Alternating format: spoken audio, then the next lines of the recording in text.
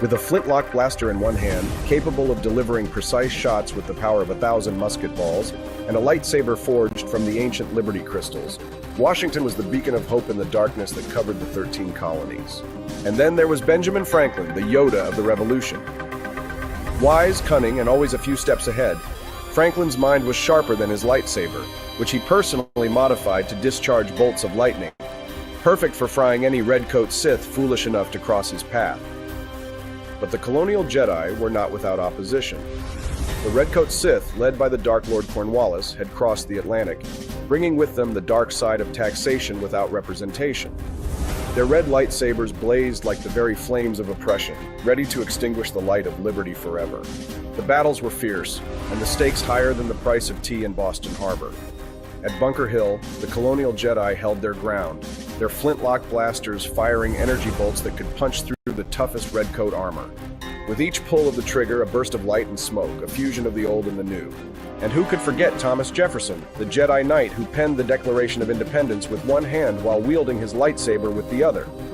It was he who gave voice to the rebellion, declaring that all men are created equal, with the inalienable right to life, liberty, and the pursuit of happiness. Or, in this case, the right to take down a few Sith Lords. The final battle came at Yorktown, where the forces of light and dark met in a cataclysmic struggle. Washington and Cornwallis, Jedi and Sith, fought with the full might of the Force behind them. Flintlock blasters cracked through the air like thunder, while lightsabers sliced through the gloom, each swing a testament to the fight for freedom. And when the dust settled, it was the colonial Jedi who stood victorious.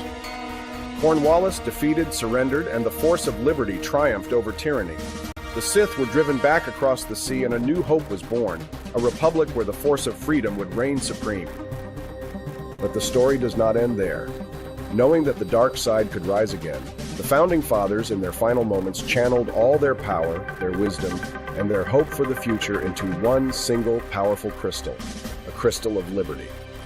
They knew that one day the force of liberty would need a new champion, someone worthy to wield this ancient power and restore balance when the force of freedom was once again threatened.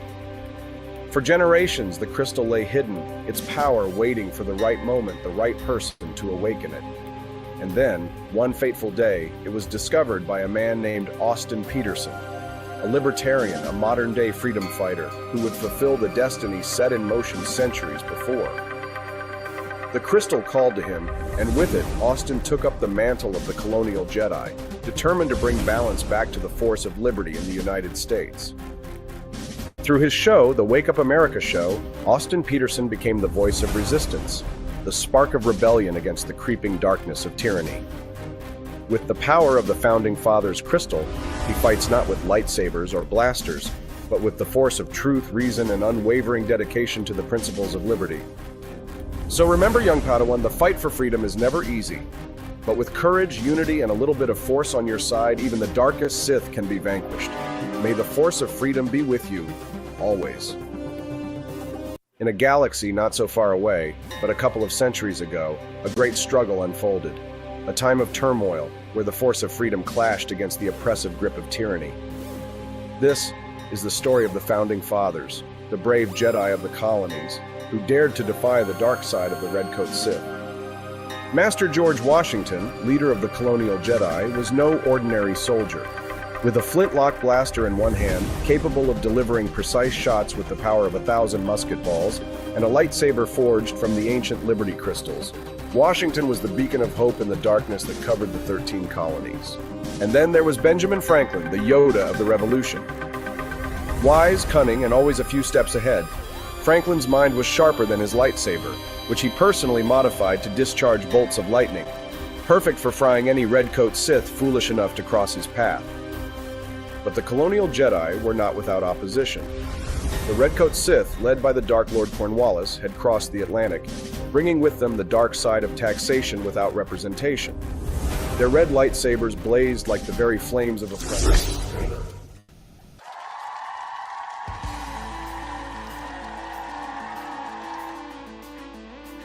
Good morning.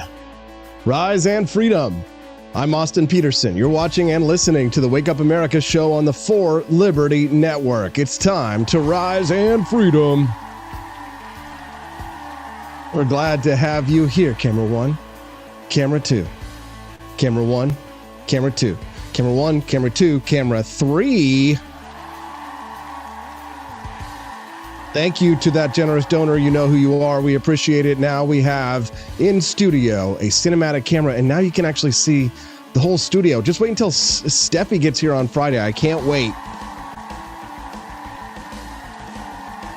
It's a great day. We're glad to have all of our friends here joining us live on the Wake Up America show. Let's get this show on the road. Elon Musk, Donald Trump, the power team, bringing Trump up top. Candidates stepping up their attacks on Trump after he erased Harris's lead.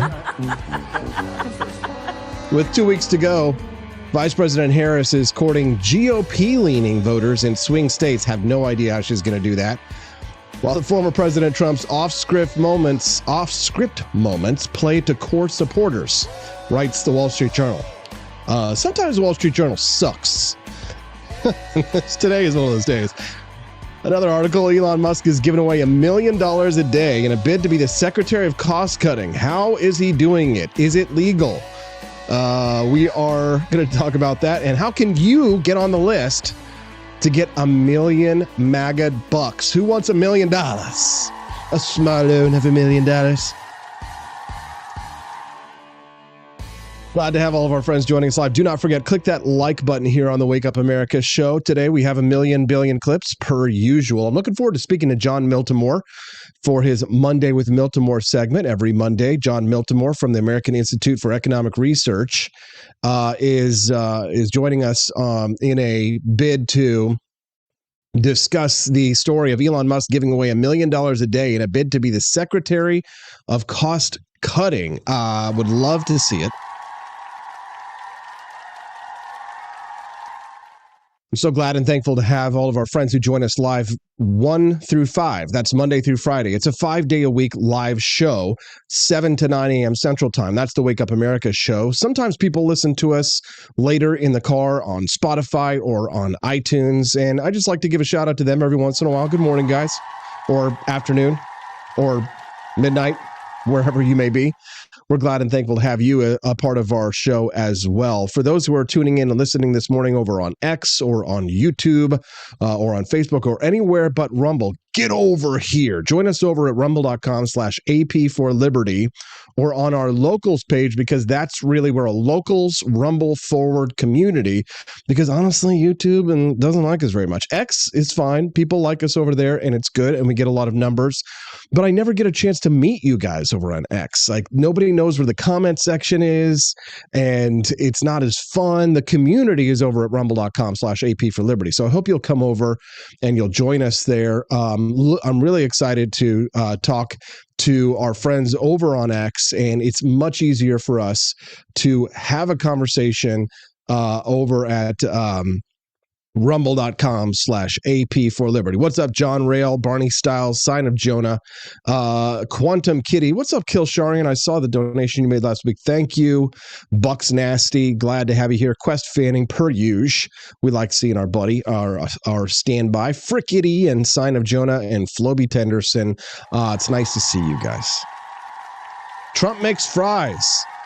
Billions must fry. Have you ever seen that meme? You probably haven't, but it's kind of like this nerd where he is like, it's like a black pilled meme for people who think that the end of the world is coming and they're trying to hasten it, right? They call themselves accelerationists, right? And he's like, sometimes typically they might be like an incel, right? I was explaining to my father-in-law over the weekend what an incel was. Him and his wife, they came to visit. We had family in town. And they had never heard, they're in their 60s and they're like incel? Like, what is this? Involuntary celibate? How dare you?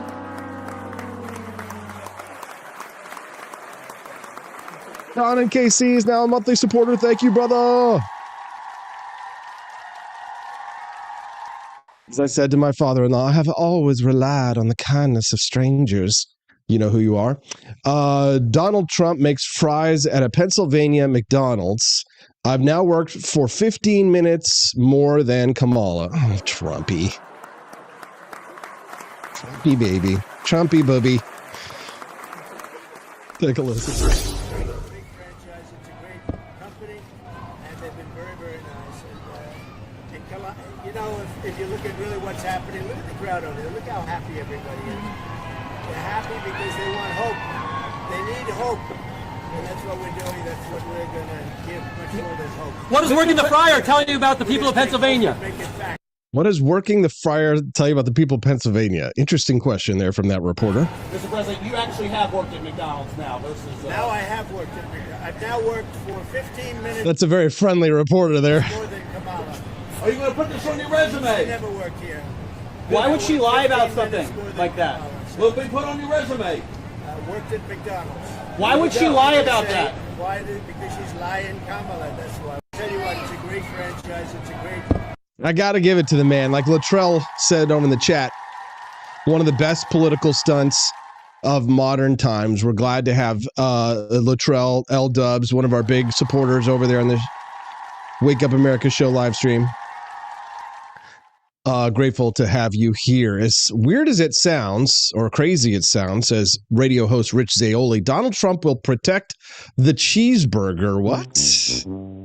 Here's why it's actually a big deal. Take a He listen. will protect the cheeseburger. And I'm not joking when I say this, but protecting the cheeseburger matters because Kamala Harris said she would ban them. And I love them, as you can see from my waistline, but I love cheeseburgers. But more importantly, we have an entire industry in this country of farmers that rely on sending potatoes to McDonald's and cattle ranchers and everybody else. And this idea that we would ever ban cheeseburgers and take away that right, that enjoyment. So knowing how much he loves McDonald's and loves cheeseburgers in general, it just is a wonderful thing for freedom. It may be one of the things keeping him in this race, to be honest with you, at this point, to keep the cheeseburger safe. Yeah, we know that Kamala Harris is in favor of the Green New Deal, and you know that we can't have cows farting out there because it's causing a lot of problems, according to some. So yeah, they may be doing away with the cheeseburgers if Kamala gets in. So if you have friends who are on the fence, make sure you push them over to the Trump side. Just tell them that. I think that's all they need to hear at this point.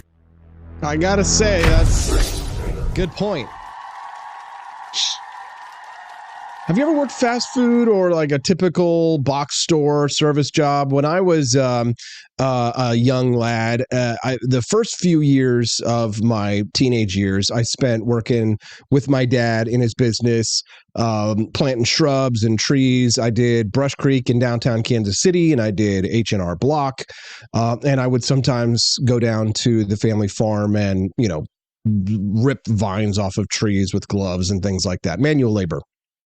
And by the time I turned 16, I said to myself, all right, I want to see what it's like to get a real job in the real world where it's not just handed to me. And maybe I'm not sweating and bending over, breaking my back every single day, right? Because I've always thought I was a little bit more cerebral.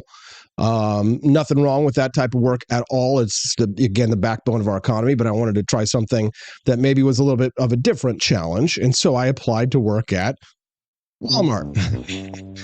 And it was an interesting experience for me. 16 years old, working at Walmart in Raymore, Missouri. There probably is a record of my employment there. It would have been somewhere around 1994, 94 or 5, something like that. 6. I'm not sure. When I was summer in high school. And it was funny because, trying to escape the manual labor of the tree farm, they're like, oh, you worked in landscaping? Guess what? We're going to make you work in the lawn and garden department. Go water the plants. Great. Go do exactly what you've been doing. But no, I appreciated it. And eventually I got bumped up to menswear at Walmart. You learn how to take the clothes on the hooks and make them look nice, finger length apart. If you ever go to a McDonald's and like the clothing rack looks really nice, it's because someone like me went there and did with their fingers, and they did it finger length apart. And honestly, it was a good experience for me because you really do see how much the government takes out of your paycheck, and you learn how to work well with others. You learn how petty management can be, and those are important lessons. Someone like Donald Trump, Stephanie and I were talking about this after his debate with Kamala Harris and with some of the remarks that he made when he was in Pennsylvania with Elon Musk to return to the site of his attempted assassination, you should say. And sometimes the things that Donald Trump says are unrelatable. It's the kind of thing that reveals how much of an elite Donald Trump really is. And that's fine, but in the age of populism, left-wing or right-wing populism, most voters these days are trying to, I guess you might say, this is the George W. Bush pick the candidate that you most want to have a beer with on steroids kind of situation. Am I right? I mean, it's kind of the same thing, right?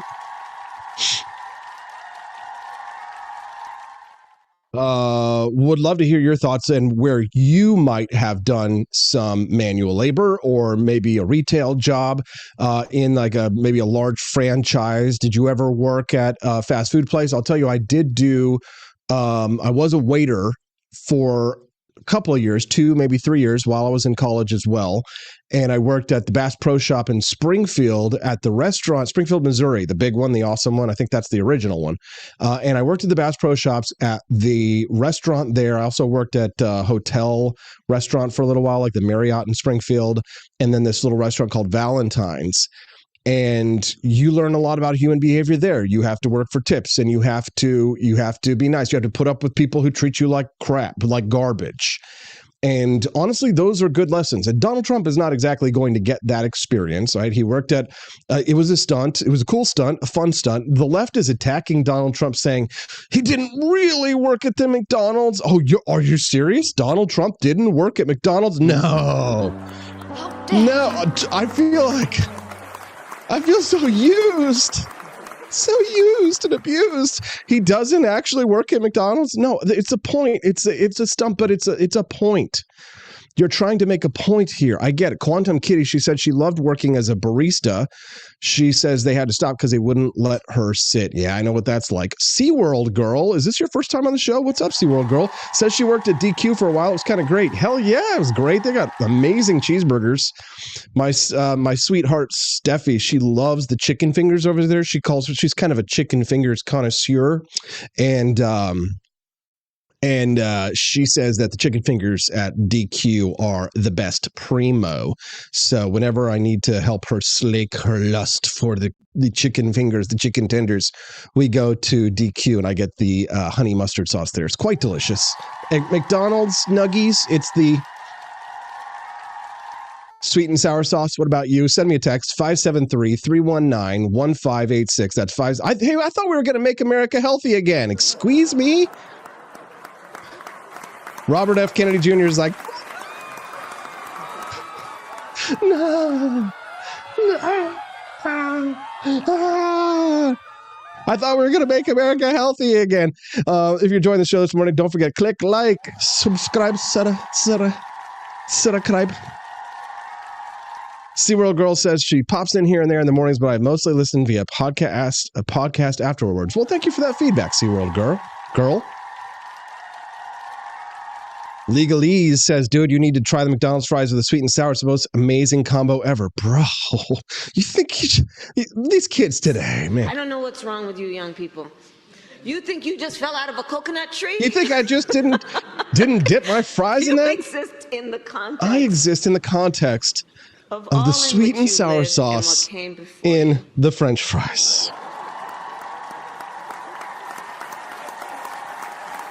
From now on, it's going to be sweet and sour sauce in the French fries. The French fries on the sweet and sour. All right. So if you're enjoying the show today, we would love to earn your like and your subscribe. And if you'll text us and let us know what's on your mind, 573-319-1586. What was the normal job that you had, the Trump style McDonald's? Tell us Burger King, Dairy Queen. Love to hear your story. 573-319-1586 is the text line, and you can communicate with me there anytime. So SeaWorld Girl, whenever you're listening to the audio podcast later and you hear it, you can send us a text at any time that you want. Oh my gosh, this is awesome. Somebody sent me a picture. Oh, it's frickety Fred Siegel.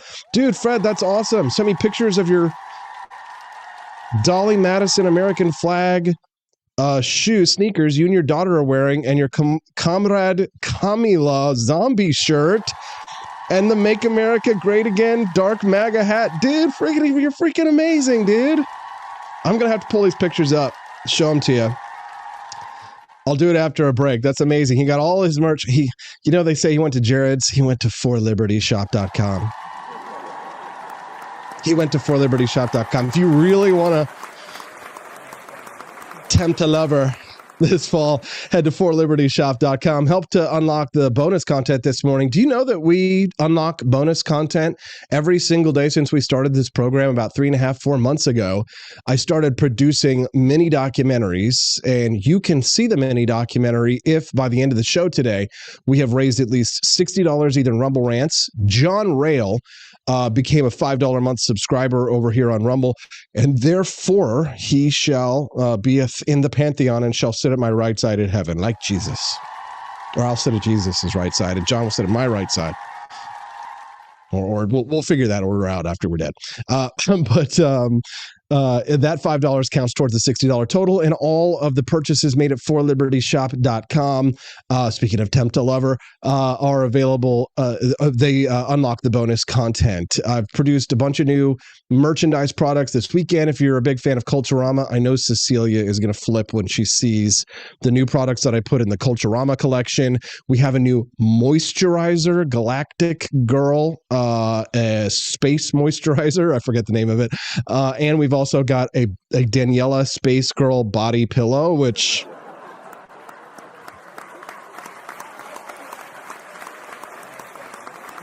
hands up, don't shoot. If you want it, go get it over at forlibertyshop.com. We're glad to have you guys. Drew Van Runkle is here as well, and he's got brain worms.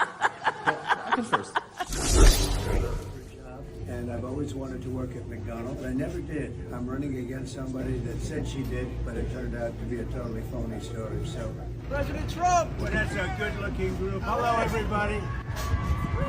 I'm having a lot of fun here, everybody. Look at all the fake news over there. Look at all the fake news over there. So good. It's so funny. Thousands of Trump supporters surrounded the McDonald's restaurant. Trump spent the afternoon working as a fry cook after accusing Harris of lying about working at the fast food restaurant. I've now worked for 15 minutes more than Kamala at McDonald's. God bless it. I love it. I've really wanted to do this all my life, and now I'm going to do it because she didn't do it, Trump continued. He also claimed he spoke with McDonald's about Harris's claim that she worked at the fast food chain. She shouldn't lie about it.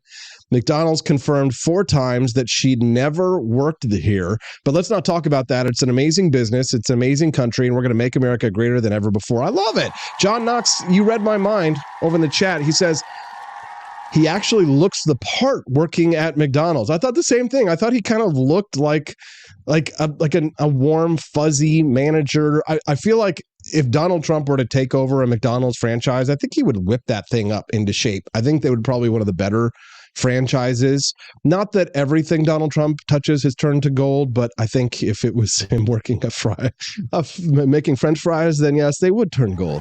Golden brown. Golden brown. JD Vance decided to pick up a service job over the weekend, maybe make a little bit of maybe an extra scratch. Maybe this is why they've decided to declare that they don't want to put taxes on tips. JD Vance pouring beers for Packers fans. Now, see, that's a man who knows how to sip beer.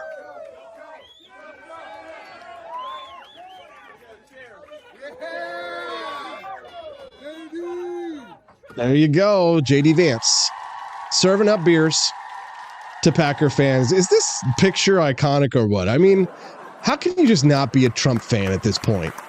I don't have to agree with him about tariffs and things here and there, right? Enough to recognize the iconic image here of the next president of the United States, the 47th president of the United States. You'll love to see it. It's going to be America first, okay? America first. It's so good. It's so good. Quest Fanning, remember McDowell's from Coming to America? Bro, of course. How could I forget? Everybody loved Coming to America.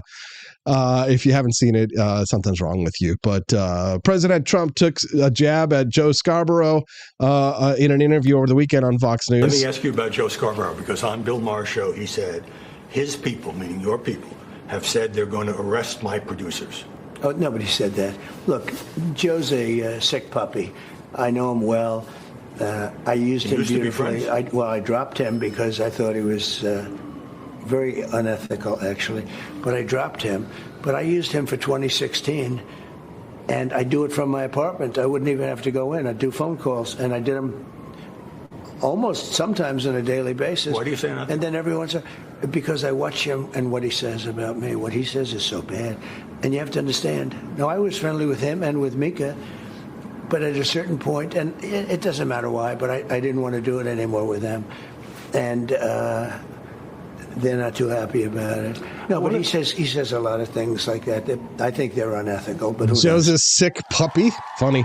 LDub78 dropped $5 in the tip jar. Thank you, sir. Thank you, sir. I've always relied on the kindness of strangers. And he says, McDonald's is our future. McDonald's. That's really good. What's up, Dad Bod Baboon? Glad you could make it here, brother. Camera 1, camera 2, camera 1, camera 2, camera 1, camera 2, camera 3. Get this. We don't have to worry anymore. Stephanie's going to be able to be on set. Be able to see her. Look, you can check out there's camera. That's camera 1. Right. So let's watch this. This is fun. All right. So we're on camera 3. Watch. We're going to go to camera 1. Camera 3. Camera right there. Camera 1. Camera 3. Camera 2. Close up, right? I'm ready for my close up, Mr. DeMille. Camera 3, camera 1. This studio is decked out. Time to make some movies. If the Wake Up America show is what you're all about and you join us 5 days a week, today's a good day to become a member of Peterson's Patriots. The Peterson family Christmas card design has been finalized, but the list going out to has not. So if I've been successful in guilting you into becoming a member of 1776 Peterson's Patriot Donation Club on a monthly basis already, I thank you. I thank you. But if you've been holding out and you can't afford it for whatever reason, I mean, come on now. We are led by very, very stupid people. Very, very stupid people. There we go. Join us over. That's not a good way to get people to sign up for your 1776 a month club, Austin. So head on over to wakeupAmericaShow.com/support. If you just go to wakeupAmericaShow.com, you'll see the support button. Click that support button, and you guys will be able to get on the Christmas card list. But by the end of this week, we'll have to close it, and we're hoping that we'll get as many people as we can to become those monthly subscribers. Because just gonna be honest with you, once Christmas is over, we go through a 3-month slump, and it's really difficult for us to fundraise in the January, February, March months. So if we've got those boom monthly contributions rolling in, then that keeps us strong through the new year so that we can ramp up again for the 4th of July as we work our way through the year. And hopefully what's going to happen is that the 2 new shows on 4 Liberty Network at 4libertynetwork.com are going to provide us 2 with the cash base to grow, maybe even 2 more shows. Would you like, we've got 2 live shows. Well, actually 3 now, right? 3 live shows. That's Culturama and Liberty Tonight, streaming Tuesdays and Thursday nights, 7 to 9 p.m. on Tuesdays, 7 to 11 p.m. on Thursdays. Imagine if we had 12 live hours of programming on the 4 Liberty Network, all banded together, fighting for liberty, locking shields like a phalanx, growing the liberty movement, making liberty sexy again. Yes. Oh, yeah. Holding out for a hero in the morning light. Matt Unruh says, do donations totaling over 1776 for 3 months count? Absolute, Matt, of course. Certain people get on the Peterson family Christmas card list for their unusual generosity, and certainly Matt Unruh, you're getting on the Christmas card list, but we love you, and Robin, and happy birthday to her. His campaign, and I know you are certainly not. I'm not making any implication of that. But what is the logic behind this? Going to a McDonald's? I mean, we know the guy likes Big Macs and filet of fish, and he's used the word love to describe the way he feels about the food there before. But what's this about? There's no logic to it. It's a stunt. He has not put forth an economic agenda. He, as you know, appears to be not well, and he's engaged in some really bizarre types of activities during this campaign. So this is just another one of those stunts. that he will continue on through the campaign. And I think that we need to really focus on making sure that he is not elected, of course, because he is a threat to our democracy, but also the Harris-Walsh agenda is about the economy, reducing the cost of living, reducing the cost of prescription drugs, reducing the cost of housing, and making life better for everyone. And that's what we have to focus on and make sure we get every voter to the polls and make sure that the voters vote for the future, not taking the country backwards, as you see what Donald Trump continues to try to do. They are freaking out.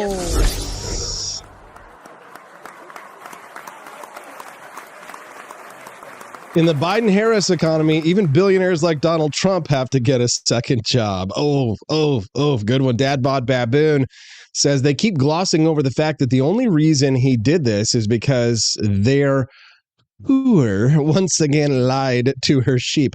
Hooah. Hooah. Is that Al Pacino or is that Joe Pantoliano from Sopranos? Welcome to Wake Up America show, where everything's fun and everything's funny and also serious, but also kind of funny. It's the silly shirts, but serious coverage show. And we're going to have John Miltimore join us live in 30 minutes. I can't wait to talk about our next story. Elon Musk is giving away $1 million a day in a bid to be the Secretary of Cost Cutting. 4 days spent barnstorming Pennsylvania for Trump highlighted the support for the tech titan leading a new government efficiency effort. Elon Musk was greeted in Pennsylvania as a hero to those who want smaller government, while at the same time flexing the financial muscle that comes from being the world's richest man. Elon Musk, one day, if you ever want karate classes, teach you a little bit of karate, right? You can come in and you can bow to your sensei, Elon. Bow to your sensei. Right? If you want to come in and learn a little. On. Wax off. And don't worry, I will teach you as your sensei. 3 days into the campaign trail, Musk deviated from his usual stump speech and handed out a $1 million check to a random attendee on Saturday evening and promised to give out millions more before Election Day. Musk took a picture with a giant check in front of about 1,500 people who had come out to see him in the flesh, many wanting to know essentially the same thing. How would he cut government spending if Donald Trump wins a second term in the White House? I love it. Those are the real questions. It shows that the audience has got their head in the right place. The chief executive of Tesla and SpaceX was making the case to lead a proposed Department of Government Efficiency, or Doge, as he and his fans like to call it. It's a nod to the dog-themed cryptocurrency, which, as a Doge holder of around 200 Doge coins, I must say that feeling very bullish about Doge coins these days. Buy Doge.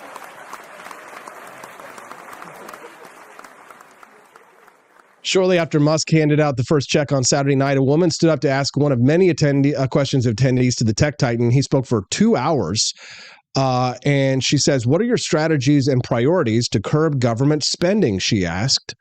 And that was the big question of the night. Some of the things he's done on Twitter, somebody says, pretty controversial, but getting rid of 80% of the staff, I'm hoping that we can do that in government, says 38-year-old Brian Hunt. He's a nuclear engineer. He says he wanted to learn about his vision. Several others echoing this sentiment at this rally. It's like, okay, you're going to go there in a fire with a hatchet and fire half the government? That's awesome, says Luke Schaffner. I love it. Yeah.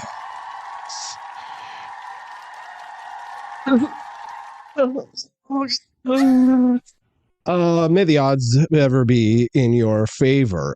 Sign of Jonah owns 7,000 Doge coins. Holy crap, dude. Jeez, what are you, crazy rich or something like that?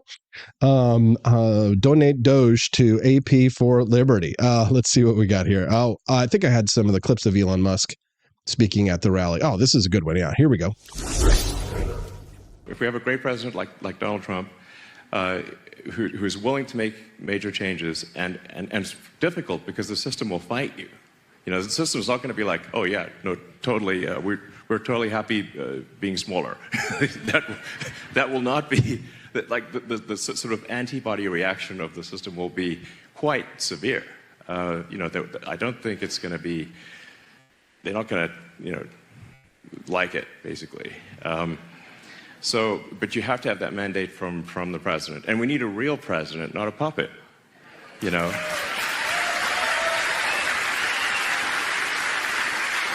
You know, the thing that scares the system, that scares the machine, is that Donald Trump is not a puppet.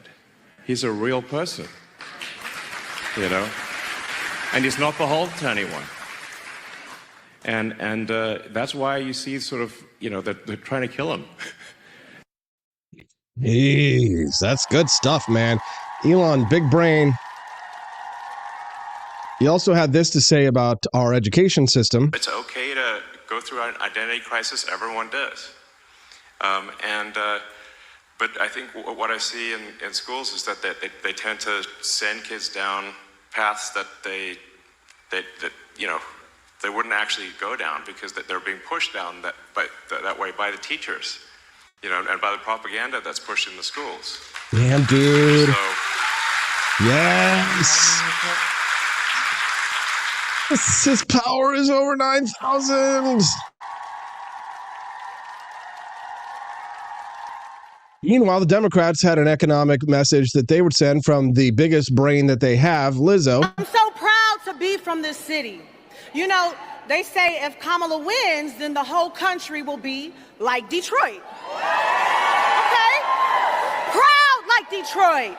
Resilient like Detroit. I'm so proud to be from...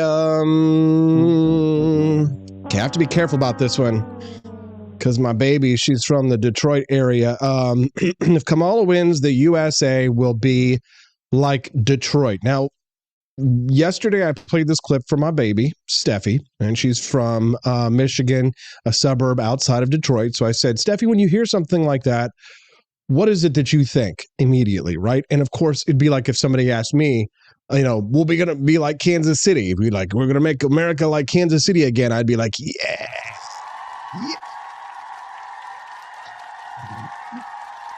I'd be like, yeah, that's great. I love it. I'm so excited. But when I think of Detroit, right, I have my own thoughts about what Detroit is. This is what I think when I look at Detroit. It's going to be hard if you're listening to the audio version later to understand what you're seeing. But this is the streets of Detroit. And I imagine it looks like you probably... That's great. Support the babies. Head on over to 4libertyshop.com. That's the number 4libertyshop.com. And don't let my house and where I live look like Detroit.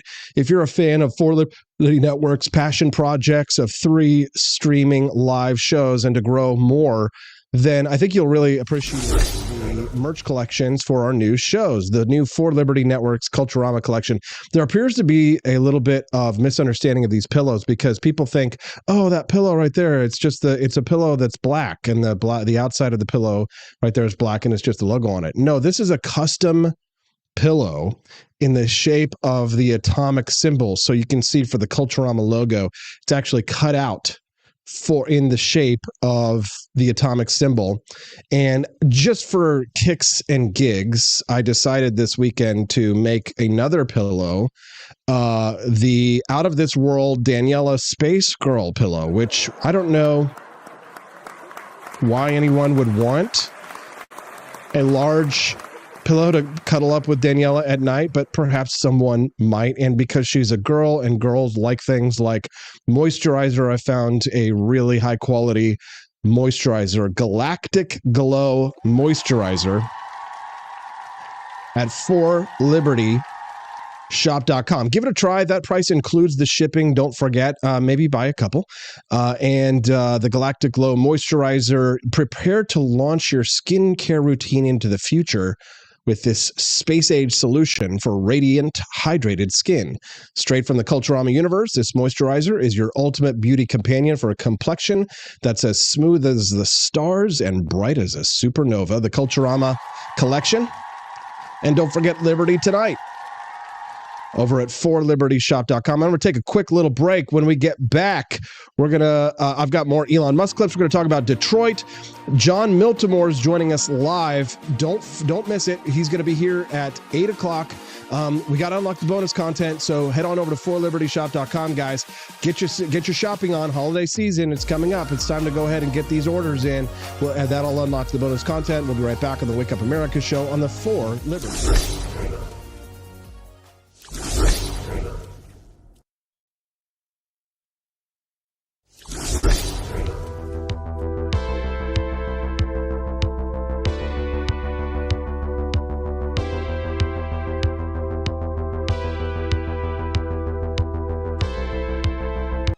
you tired of the strange radioactive effects of leftist culture?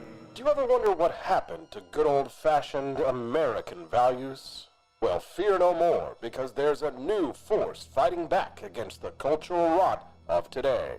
Introducing Culturama, a right-of-center talk show that's taking back the future today. Hosted by none other than blonde bombshell herself, Daniela Pensack. She's not just talking, she's taking culture back.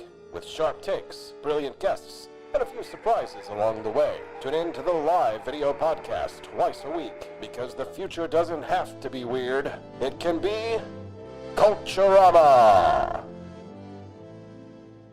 If there wasn't going to be somebody who was a fiery champion of liberty, somebody who would get out there and who would be aggressive, and if they wouldn't do it with more fire or passion than I had, then I would go and I would fight this battle for us. I've fought for the principles that we all share. Parties tend to be secondary to me. We're here because we believe in the principles of liberty.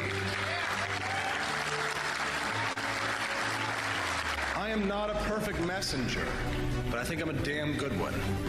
This is a replica of our first president's flintlock pistol. You have my full support, my respect, and my gun.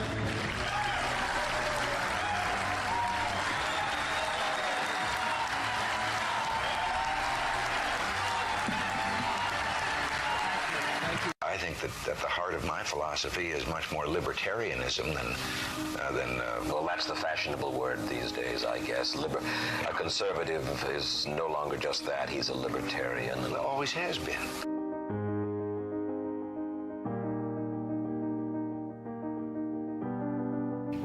Yet any time you and I question the schemes of the do-gooders, we're denounced as being against their humanitarian goals. They say we're always against things, we're never for anything.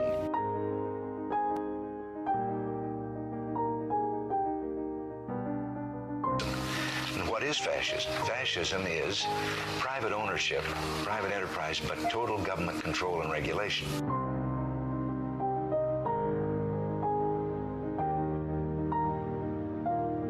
Well, the trouble with our liberal friends is not that they're ignorant. It's just that they know so much that isn't so.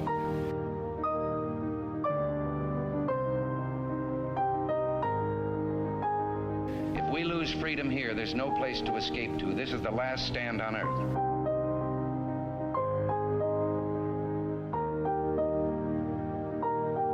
This is the issue of this election.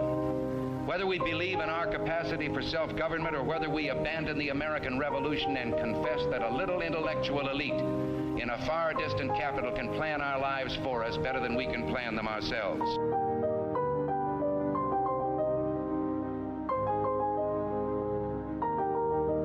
The conservative, so-called, is the one that says less government. Get off my back, get out of my pocket, and let me have more control of my own destiny.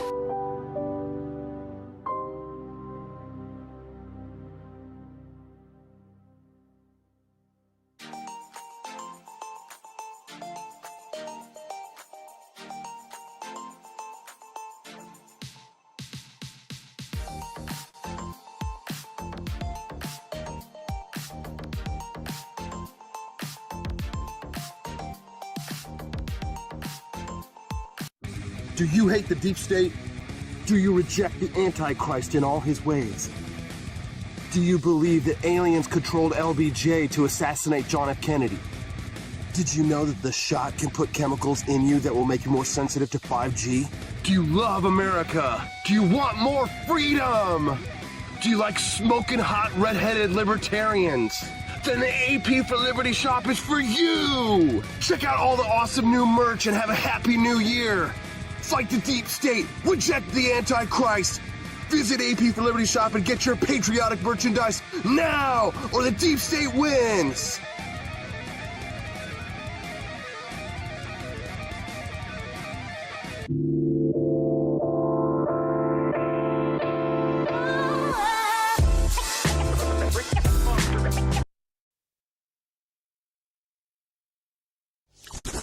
Not so far away, but a couple of centuries ago, a great struggle unfolded. A time of turmoil where the force of freedom clashed against the oppressive grip of tyranny. This is the story of the Founding Fathers, the brave Jedi of the colonies, who dared to defy the dark side of the Redcoat Sith. Master George... So when asked this question about how will this affect my life in terms of a voter worrying about the fact that, look, price of groceries still too high. I get it, they get it.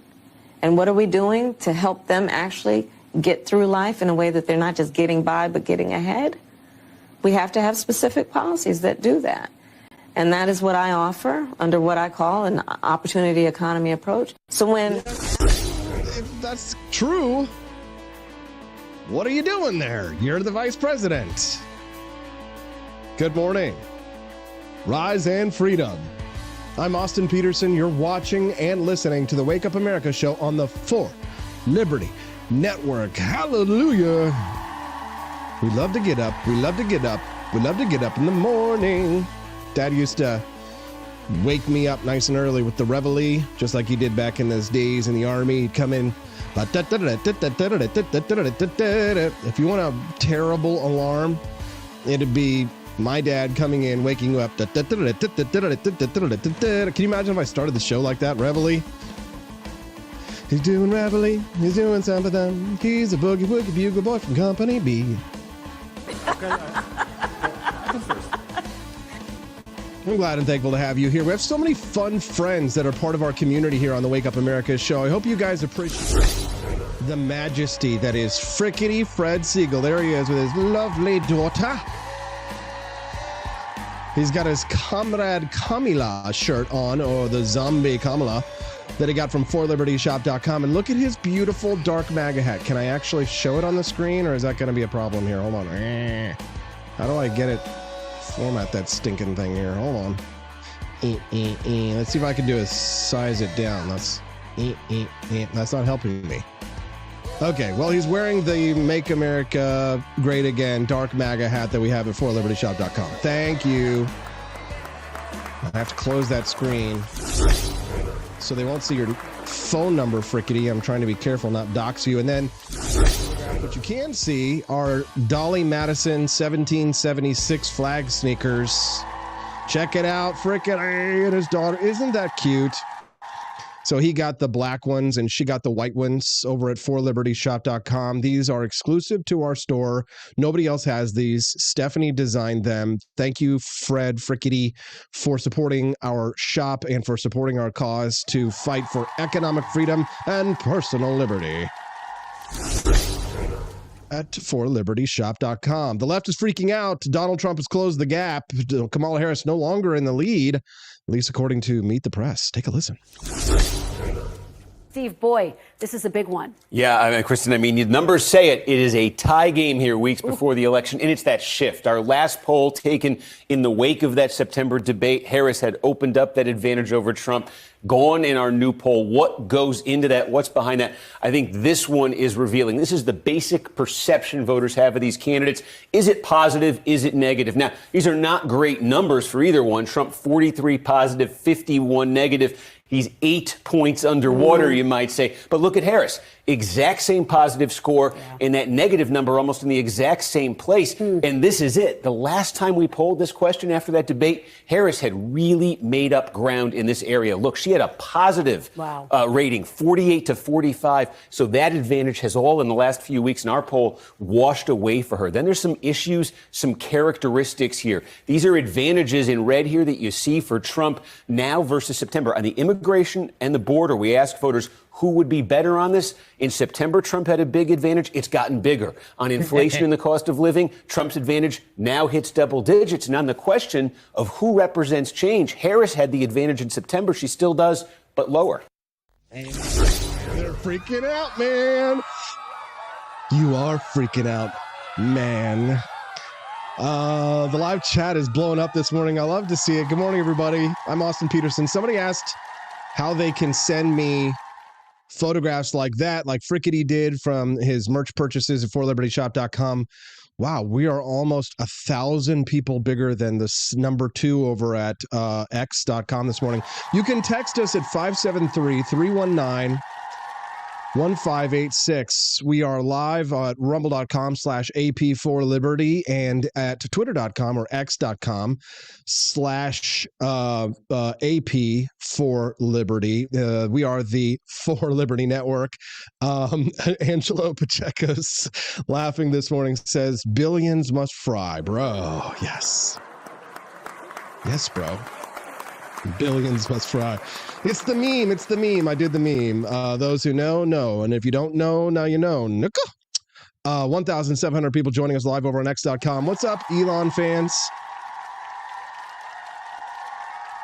We be killing them.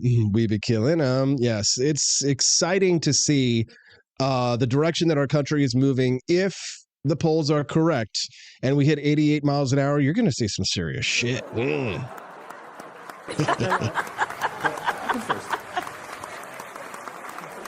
The schnozberries taste like schnozberries. Oh, Barney Styles, I can't get anything past you, can I? How dare you? Anyways, like I said earlier, if you want to text the show, it's 573-319-1586. That's the text lines. Again, 573-319-1586. I wouldn't mind this job. I like this job. I think I might come back and do it again. Thank you. Look at that. Mr. Look at that. How are you? Thank you, Mr. President. Nice to see you. You made it possible for ordinary people like us to meet you. You're not ordinary. I mean, thank you so much You for are not everything you're ordinary. doing. I can see. We pray for you, and you are the type of person we want to be the president. Thank you very much. Thank you so much. So nice. Thank you very much. Thank you for taking a bullet for us, President Trump. It's awesome. Thank you for taking a bullet for us, President Trump. Come again into the White House and be number 47. Oh my God, I'm going to hell. I'm going to hell. And who's coming with me? Devil horns. Are we having fun here? John Knox and Mighty Megatron and Sign of Jonah. I feel like we're having a blast. Luke Sacker joining us here live on the America show. God, I love America. It's a beautiful country. It can be great again. It can. I'm just loving Donald Trump's stunt at McDonald's over the weekend, calling out Kamala for lying about working at a McDonald's back in the 1980s. It's a great franchise. It's a great company, and they've been very, very nice. And you know, if you look at really what's happening, look at the crowd over there. Look at how happy everybody is. They're happy because they want hope. They need hope. And that's what we're doing. That's what we're going to give much more than hope. What does working the fryer tell you about the people of Pennsylvania? Make it fact. Mr. President, you actually have worked at McDonald's now versus... Now I have worked at McDonald's. I've now worked for 15 minutes more than Kamala. Are you going to put this on your resume? I never worked here. Why would she lie about something like that? Will it be put on your resume? I worked at McDonald's. Why would she lie about that? Why? Because she's lying, Kamala. That's You're just so good. So good. So good. So good. So good. Sweet Lizzo girl. Dun, dun, dun. She went to Detroit and she said this. So bad. You know, they say if Kamala wins, then the whole country will be like Detroit. Okay? No offense, but it sounds like that's some fucking commie gobbledygook. Not sure if that's a good one here. Here is Lizzo releasing the video of her boarding her private jet to campaign for Kamala Harris in Detroit, Michigan. She says, this is how a bad bitch saves democracy. At the rally, Lizzo said Kamala Harris wants to make America like Detroit. Detroit is currently the most dangerous city in America, with one of the highest violent crime rates in the nation. Detroit consistently ranks as the most dangerous city. So I actually guess I believe that the Democrats do want to turn us into Detroit.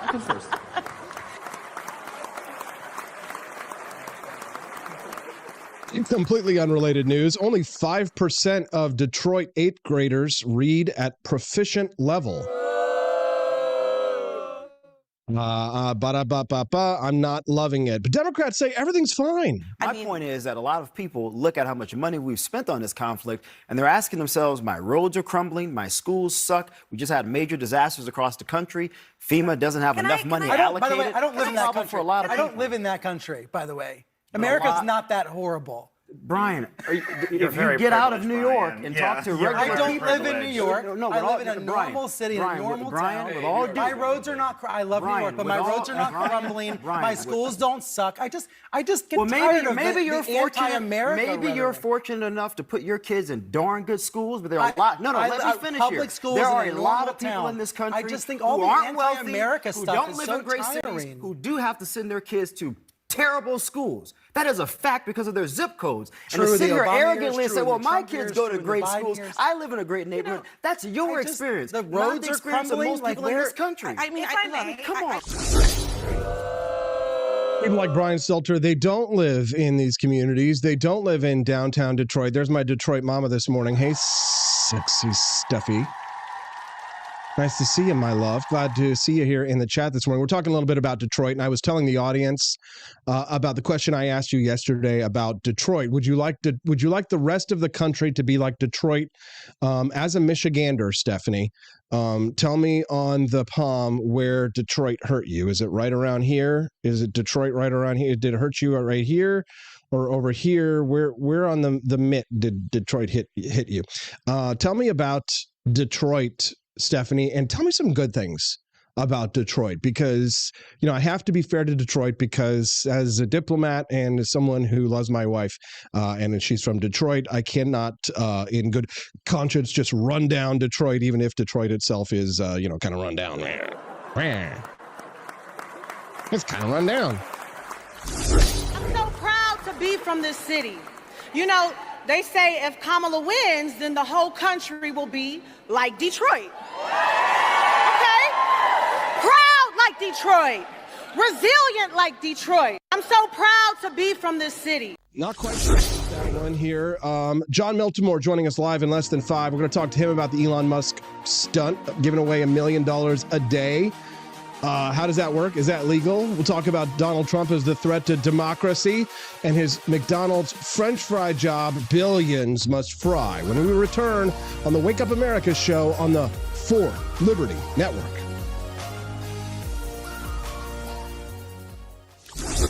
Haunted by high prices and big government? Don't be a ghost of your former self this Halloween. We've got shirts that'll keep the ghouls and the government off your back. Inflation's scarier than any haunted house, but hey, why not turn it into a costume? Or how about our spooky government shirt? Guaranteed to spook anyone who's afraid of too much power. But if you're feeling real edgy, nothing says Halloween like our Michael Myers No Lives Matter shirt. Cause when it comes to big government, we all get slashed. At 4libertyshop.com, we believe in freedom, not fear. So grab your libertarian Halloween gear before the government takes an extra bite out of your wallet. Or your candy. 4libertyshop.com. Let's make Halloween tax-free.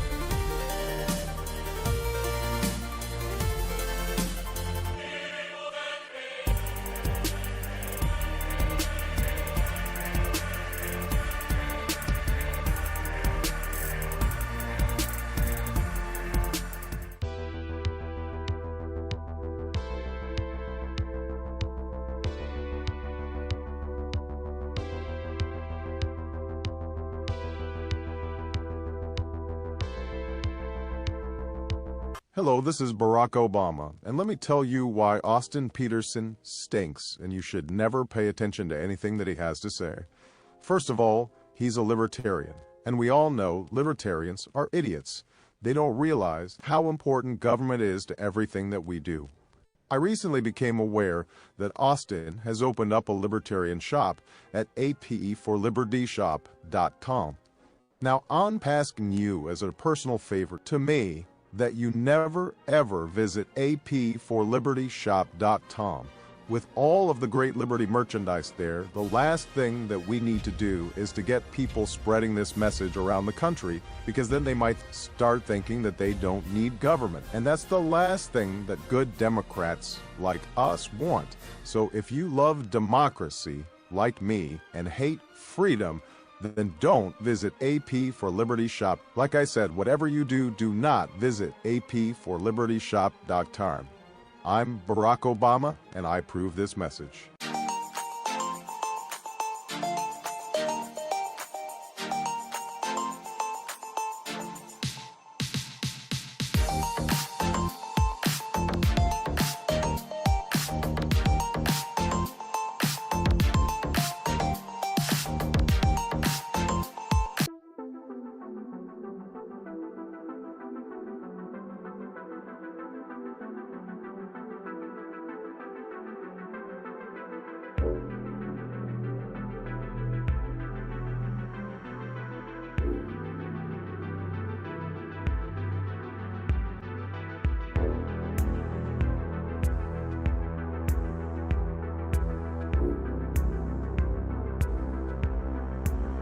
I would remind you that extremism in the defense of liberty is no vice.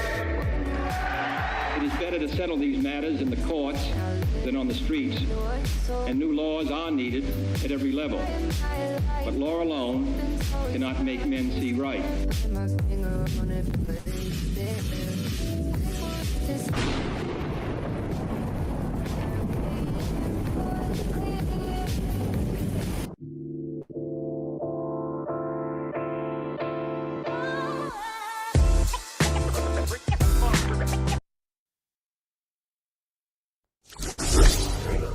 It's okay to go through an identity crisis. Everyone does. But I think what I see in schools is that they tend to send kids down paths that they wouldn't actually go down, because they're being pushed down that way by the teachers, and by the propaganda that's pushed in the schools. So.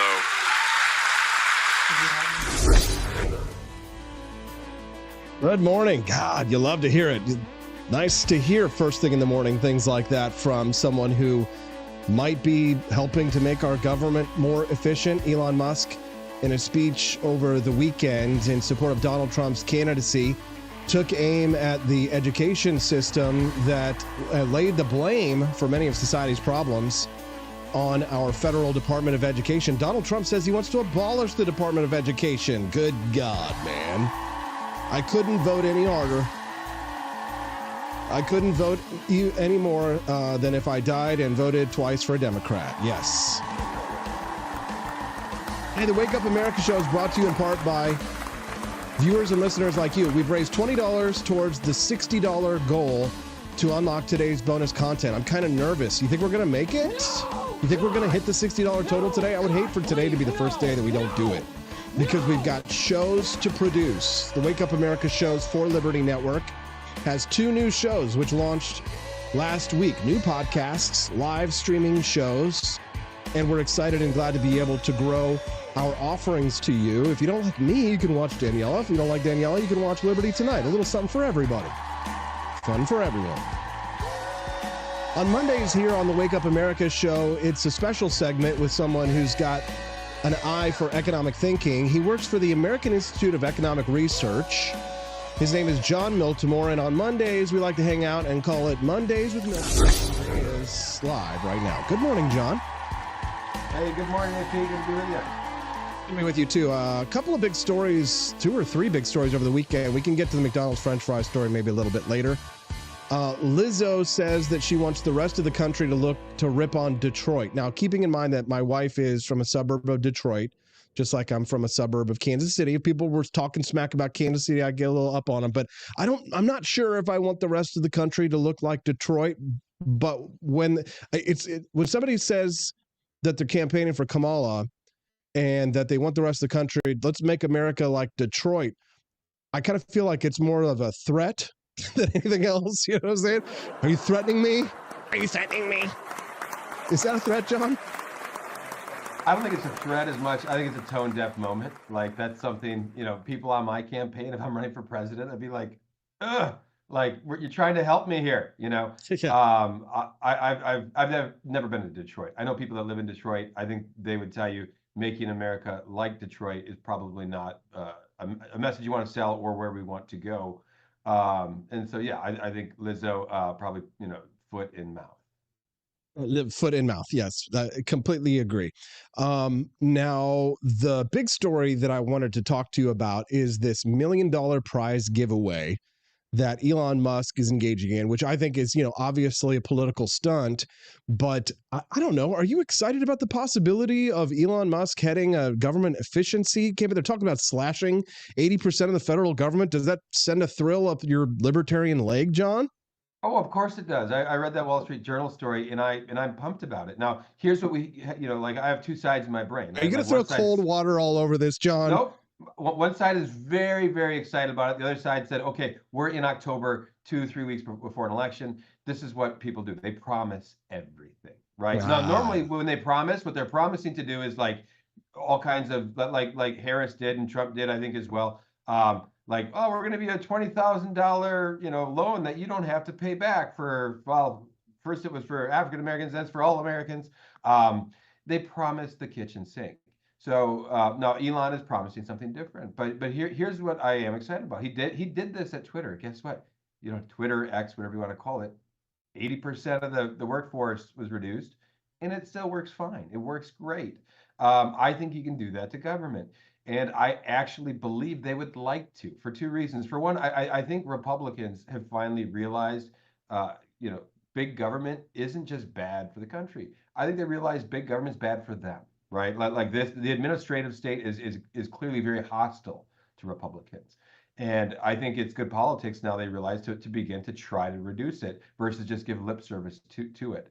So yeah, I think if Trump was elected, there would be an Elon Musk, department that would expose some of the worst spending abuses there and try to make real reductions. And that's exactly what we need. Put politics aside, we're almost $36 trillion in debt right now. That debt is going to be $50 trillion before we know it. And if you look, just the interest that we're paying on the debt right now is astonishing. It's more than $1 trillion annually now. So we need to have radical changes, or we will find ourselves like Brazil or Argentina or some of these other countries that have been on this path and weren't able to correct themselves. John, I've got another clip from Elon at his rally in Pennsylvania last week. I'd like you to react to. Take a listen to this. If we have a great president like Donald Trump, who's willing to make major changes, and it's difficult because the system will fight you. The system's not going to be like, oh yeah, no, totally, we're totally happy being smaller. that will not be. Like the sort of antibody reaction of the system will be quite severe. I don't think it's going to be. They're not going to, like it basically. Pause it right there, and he goes on to talk about Trump being not beholden to anyone, and that's why they're trying to kill him, et cetera. But your thoughts on the antibiotic response that might be coming if Trump actually tries it? I think it's a great question. I think it does explain what we've seen in recent years, the hostility to Donald Trump. There's a couple ways to look at it. First, Trump is a unique political character, right? Like when he's running out on the campaign trail and saying she was a shitty vice president. We don't see people talk like that, right? And Trump goes out there, and this was his MO. Like he uses these aggressive style politics, which I think did scare people like the traditional political establishment. Put that aside, I think they do recognize that Trump is a threat to the bureaucratic state. That Trump is serious about taking it on in a way that nobody that we've seen elevated is in a political way has ever been. We see other people that we've seen Ron Paul, we've seen other people like really that were serious, but Trump combined that with his populist rhetoric, his persona. And they recognize him as a threat. And you can go back and see it, like the FBI. Look back with Lisa Page and Peter Strzok, and like how terrified they were of this guy. that he was quite serious about reducing, the footprint of the Pentagon abroad, rethinking the way, American diplomacy is done. And they're like, we will stop him. That was, remember the Strzok quote, we will stop him. And I think that mentality, we will stop him, runs through most of the administrative state. Like they view Trump as a threat that needs to be stopped. I've pointed out Trump's flaws on your show many, many times, and I think he does have a lot of flaws. But one of the things I think that's Trump doing very well is he's got that administrative state scared and angry, and I think they should be, because I think the administrative state is a threat to the America that we love. Absolutely, John. Nobody's going to disagree with you there. I have different policy differences with Donald Trump, but I realize, as I get wiser, as I turn older and grayer, I get a little bit wiser, and I recognize that there are trade-offs that have to be made, not just in the economy, but also politically. And I think that if Donald Trump is doing things like bringing Elon Musk onto his campaign, independents like Tulsi Gabbard and Robert F. Kennedy Jr., and bringing people like that together, Elon Musk, Tulsi Gabbard, and then Vivek Ramaswamy as well. And again, I don't agree with everything J.D. Vance is saying economically, but some of the things I do agree with. That is an independent coalition to a large degree, because Trump is not really, he's not a beast. He's not a party animal. You know what I mean? Like, he's not beholden to a political party. He does things that even his own base don't like, right? Donald Trump has actually angered his base by doing some libertarian things. For example, I know that many of the conservatives who are still upset with him, who are still not voting for Donald Trump, are mad because, one, he beat their avatar Ron DeSantis in the campaign, and then two, he also did libertarian things like passing the First Step Act and a right to try. And then he did some questionable things like, supporting abortion up to maybe 4 or 6 weeks or whatever, something like that, right? An abortion law. And he's also said things that you and I, again, would agree with, but his base wouldn't, which I think is kind of brave. Like, he's kind of willing to tell the Republican Party to go to hell. I'm going to support, this is my platform. And that's actually what I always have, as someone who's run for president, I really hate the harassers of the platform committee, because they're bullies and they're obnoxious and they're not elected. They're not elected by the people. They're elected by the party, but they're not elected by the voters at large. And they try, whether it was the Libertarian Party or the Republican Party, they're always coming up and shaking sticks at you. You have to support them platform. And I actually appreciate that Donald Trump is like, no, F you. I'm the candidate. I'm the elected representative by the people, and you are not a constitutional entity. You are a political party. I mean, like, there's so many layers of libertarianism in what Donald Trump is doing that I think he does instinctually and not methodologically as part of an overall philosophical platform, a fundamental platform like you or I have. He's got libertarian instincts, and frankly, that's good enough for me. Is that a fair assessment in your analysis? I think that's pretty good analysis, and I think it's both a strength and a weakness, what you described. I think it is a strength when he's bucking some of the party leaders that say you have to do this and you got to do that. It's always been done this way, and there's no question that Trump is a force, and he forges his own path. But there are going to be things he needs to listen about. I'm impressed with the coalition that you described, Tulsi Gabbard and Elon Musk and Ramaswamy and these people like that. That to me is one of the things that's most encouraging to me. But will he listen to them on the important issues? These are the things that the classical liberals like ourselves, and I very much am a classical liberal. I say, like, look, free trade, like tariffs, these are not small issues that Trump's talking about, and it's very dangerous if he becomes hostile to free trade, even more so if he has this massive tariff, double, triple the tariffs on China and these other countries that don't play ball. Like, those are serious threats. I hope those are just talk, because we know Trump talks, right? I hope that's just stuff to fire up his base that he's not seriously considering.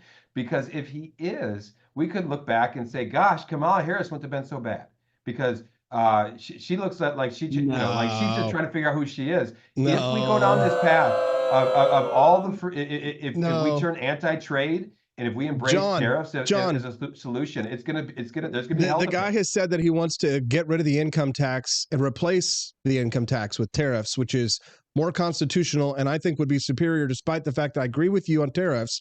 I know that in the end we usually get both, right? But he's the only candidate who's said something like that. And there is no universe, John, where people like yourself are going to look back and wish that you had a president who said things like this. Take a listen. Do you think some of the resistance of some men, black and white, is misogynist? And are you proud to see that most Americans, even being polled, have no problem supporting a woman at all? And I'm one that lived from Shirley to Kamala in terms of these campaigns. And I have an emotional reaction to you raising the point of Shirley Chisholm, because it is on her broad shoulders that I stand, and so many of us stand. And we have come a long way, to your point, and on your specific. Look back and be like, yes, since we didn't vote for her, we hate women if we don't vote for Kamala Harris, right, John? I hate that message. I hate that message, and that message isn't selling. I think we're seeing every day Kamala sinks further in betting markets and battleground states. I think her campaign has been a disaster. She's pivoting, put aside the where I come from on the principles. She's just changing her mind like day to day. And her campaign doesn't have a message that they can stick with. The joy thing lasted for a few weeks, and they're floundering. And I think we're going to look back. I think people in political science courses in the future will look at her campaign as how not to run for president, right? Like, you actually need to know what you stand for. And, this idea that we're going to bring the Cheneys on the campaign trail for us, and like that's going to help us, with independence, and like, no, what that's going to do is really alienate your own base. And it's not going to be very appealing to these independents. I think they've really overestimated the influence the Cheney family has among independents and Republicans. I think it's been a very foolish campaign. And again, I'm going to tell you how I feel. I got my problems with Trump. I don't want Kamala Harris to be the next president. I mean, that's just where I feel that more strongly than I do about a Donald Trump presidency. That's just how I feel. But like, just to go back to what you said, the coalition Trump's building of free thinkers, of classical liberals, and independents, it's great. Yeah, it's great to see that. Absolutely. And the left is still, meanwhile, out there beating this drum. Take a listen. Former President Obama was back out last night. This is the first time since he was in Pittsburgh, and invoked the potential of sexism in his appeal to black men to support the vice president. Angela, should there be a course correction? Because there was so much backlash to that framework, was it a mistake for the former president to say what he did, or to say it publicly? What was your assessment of what we heard from former President Obama? I think that it's wonderful that President Obama is out hitting the trail for democracy, frankly. And what I think is a mistake is to let white folks escape the accountability that they must face for not showing up to save democracy themselves. Like, they want to get mad at presidential candidates, right, when they don't wear a flag lapel pin, or they don't see you pledging allegiance to the flag. That's what they want to get upset about. Now, the face of patriotism to them looks like trying to tear down the Capitol in a terrorist attack on January 6, 2021. So the responsibility of saving democracy should be on the largest demographic in this country. That is white men and white women. I don't want to see a women's march with pussy hats come January if something doesn't go right. What I want to see is for them to march themselves to the polls, including today. We are in Detroit. The responsibility is on your shoulders, my shoulders. White men, they don't want to see women in pussy hats. They want to see John and Austin with our hairy, burly chests full of testosterone walking down the streets come January if Kamala loses. So it's up to us. The responsibility of saving democracy. How do you respond to something so retarded, John? I listen to that when I talk about the Harris campaign. That is part of the problem. Putting people like that out there to spread your message, and that's not a message that's going to resonate with independents. Certainly not, Republicans. Attacking people over the color of their skin, saying that you have some special burden to support democracy, which means supporting our candidate. It's a terrible message, and it's not working. It's failing. We're seeing that a little bit more every day. And I'm just going to say something about Obama. I think Barack Obama is embarrassing himself right now, and he's showing he doesn't have the influence he thought he did. And him talking about, oh, like we left Trump a playbook on COVID, and he just didn't use the playbook. All these things he's going out there. Obama looks increasingly desperate.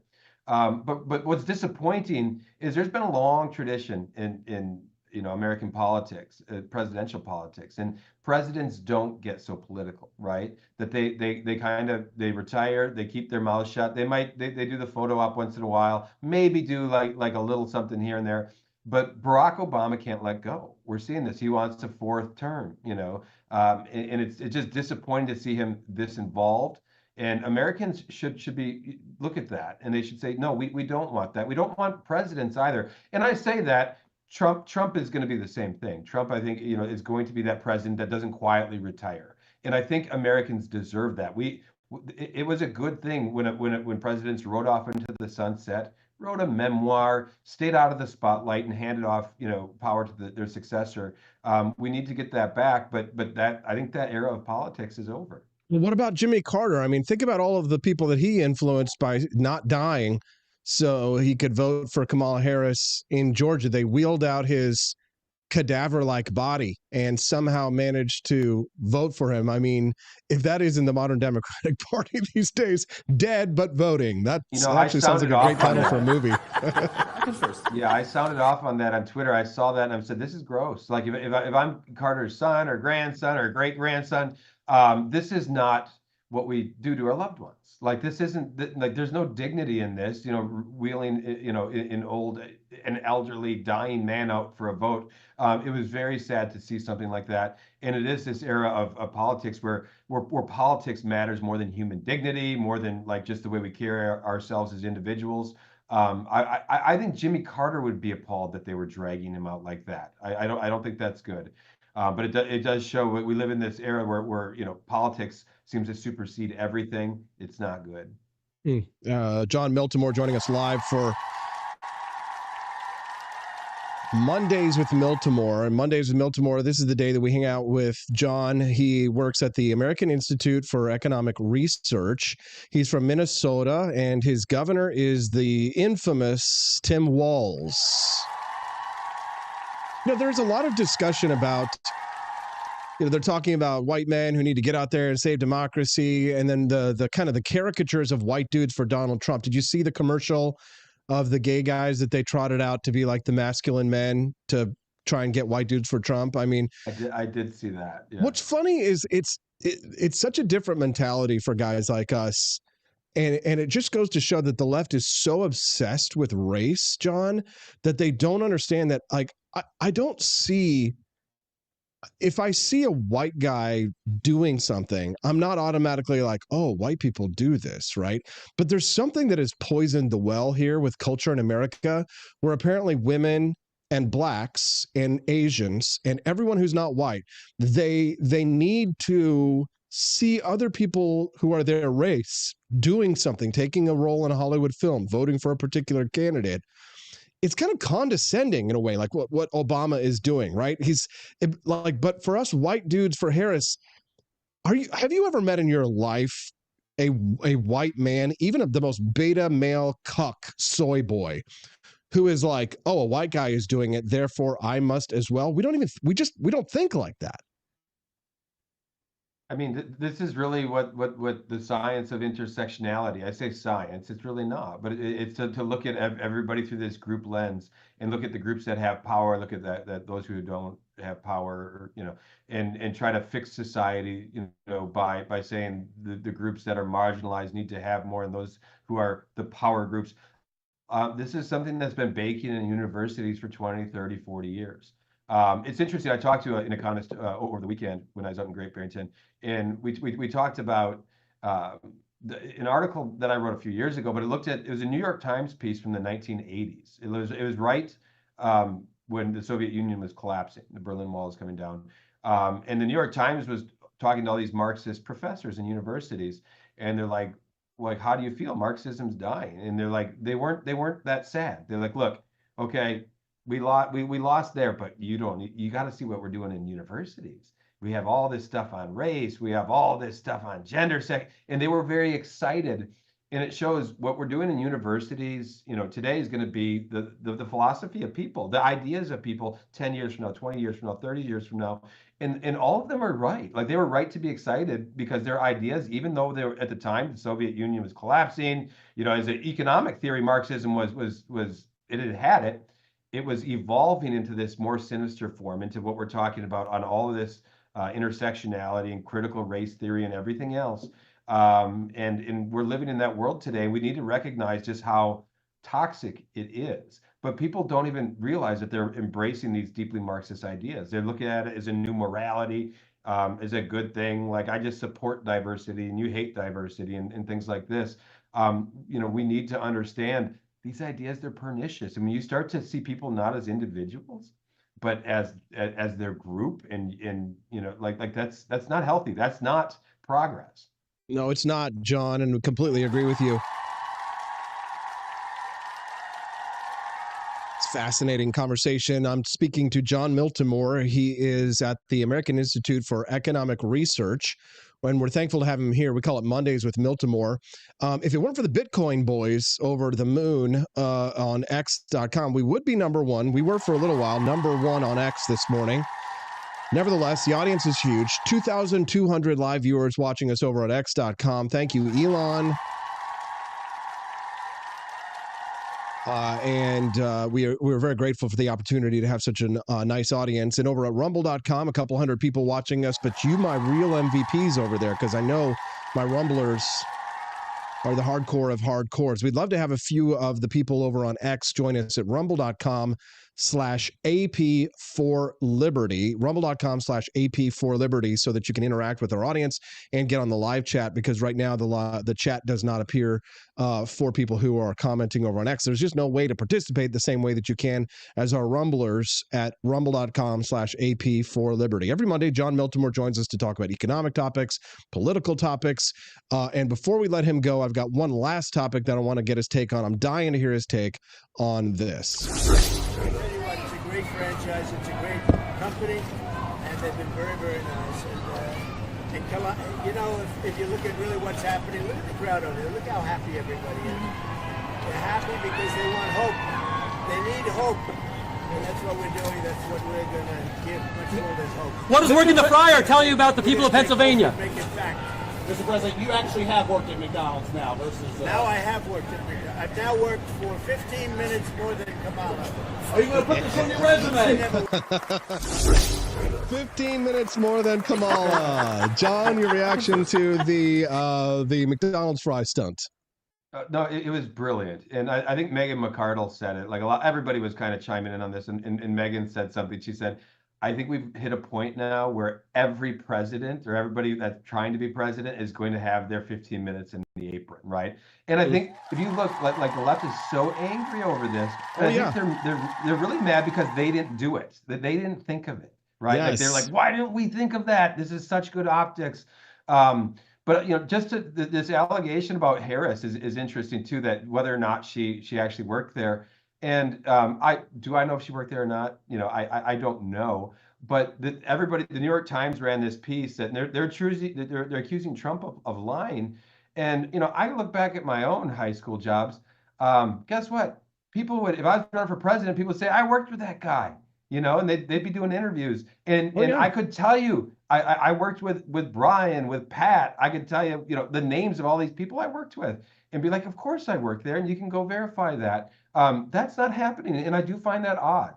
And I don't need to see like a receipt from her payroll or Social Security to, but why has not one person that worked with her said, yeah, we worked together and she was there and I was her manager, or, we haven't seen that. And to me, I think this is why the Trump campaign felt so confident to go out there and do this stunt, to bring more attention to whether or not she actually worked at McDonald's for 15 minutes. Real quick, you talked about the left melting down. Listen to this. I mean, if you're on his campaign, and I know you are certainly not, I'm not making any implication of that, but what is the logic behind this, going to a McDonald's? I mean, we know the guy likes Big Macs and filet of fish, and he's used the word love to describe the way he feels about the food there before. But what's this about? There's no logic to it. It's a stunt. He has not put forth an economic agenda. He, as you know, appears to be not well, and he's engaged in some really bizarre types of activities during this campaign. So this is just another one of those stunts that he will continue on through. They're desperate, man. This is an example of what I said, though, Austin. Like these are surrogates. And this is a horrible way to respond to this. And Bill Clinton was in a McDonald's last week doing a similar thing, hugging people, and they didn't recognize him. But MSNBC they weren't wetting their pants over that. So why are they so angry about Trump doing a McDonald's, for 15 minutes? I don't know, John. But I want to give you the last word. Is there anything else you want to share with our audience before we let you go today? We've been really grateful to have you here on the show. No, you can check out our content at thedailyeconomy.org, and I write at Substack as well. The Take by John Miltimore. I'm writing there pretty much every day. I have some content going up, so check out my stuff over there. John, I'm so grateful that you come and join us here every Monday. When we first started this show 2 years ago, 2 years and 1 month ago, you were there with us. You've remained steadfast. You've been a regular guest on the show. You don't get paid to do this. You do this out of the kindness of your heart and the generosity of your heart to help us to build the show. And now this show it's becoming a powerhouse, and you've been a part of helping to build it. So thank you for all your contributions. We appreciate you very much. Hey, I love getting with you on Mondays, just having talks, AP. So great being with you, and have a good week. Have a good one, John. We'll see you right then next week. Honestly, everything about her. You just love her. She's I don't need to love any president necessarily, but I support her. You're with Kamala, though. I am. All right. Do you plan on voting in the presidential election? Yeah, I already voted. You already voted? Who did you vote for? Kamala. Why do you like Kamala? I just think she has a good plan. Did you hear her call her Kamala? That is so racist. Racist. They won't learn her name. Owen Schroyer there, actually pronouncing her name correctly. What do you like best about her plan for America? Well, reproductive rights for women, for starters. Do you know who you're voting for? Abortion. You don't know who you're going to vote for yet. What are the issues that might change your mind? Like economy. Some people talk about economy, they talk about the border. Some people talk about abortion. You think abortion will be your #1 issue? Who are you guys going to be voting for? Harris. Or both of you? Yes. And why do you like Harris? I just like what she stands for. I like her as a person. She has personality. She's nice, and she believes that the majority of people should have rights, which is nice. Are there rights that people are being denied that she's going to give them? I mean, it's treatment, it's involvement in the military, trans people. Trump took them out of the military. There was just treatment of people, health care for women.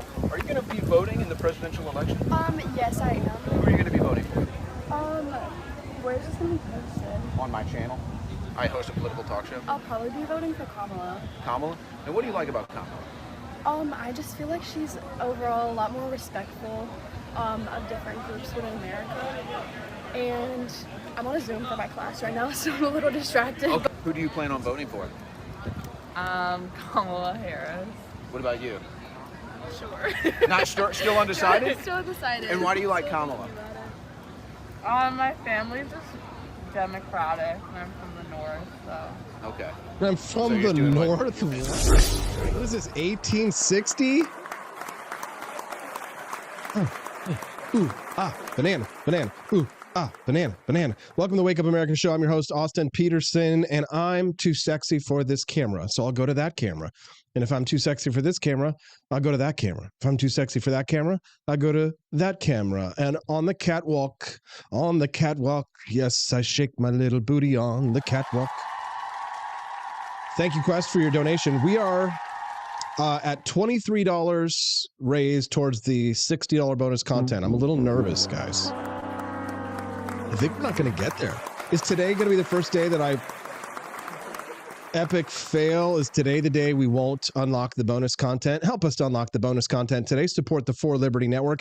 What I recommend you do is you go to forlibertyshop.com. That way we'll hit the bonus content fast. If you go to forlibertyshop.com, the number 4 libertyshop.com, you could see our collection of delicious coffees. I recommend that you check out our For Liberty Shop Founding Flavors coffee collection. Just an FYI, we are going to have to take out the coffee pods. No, God!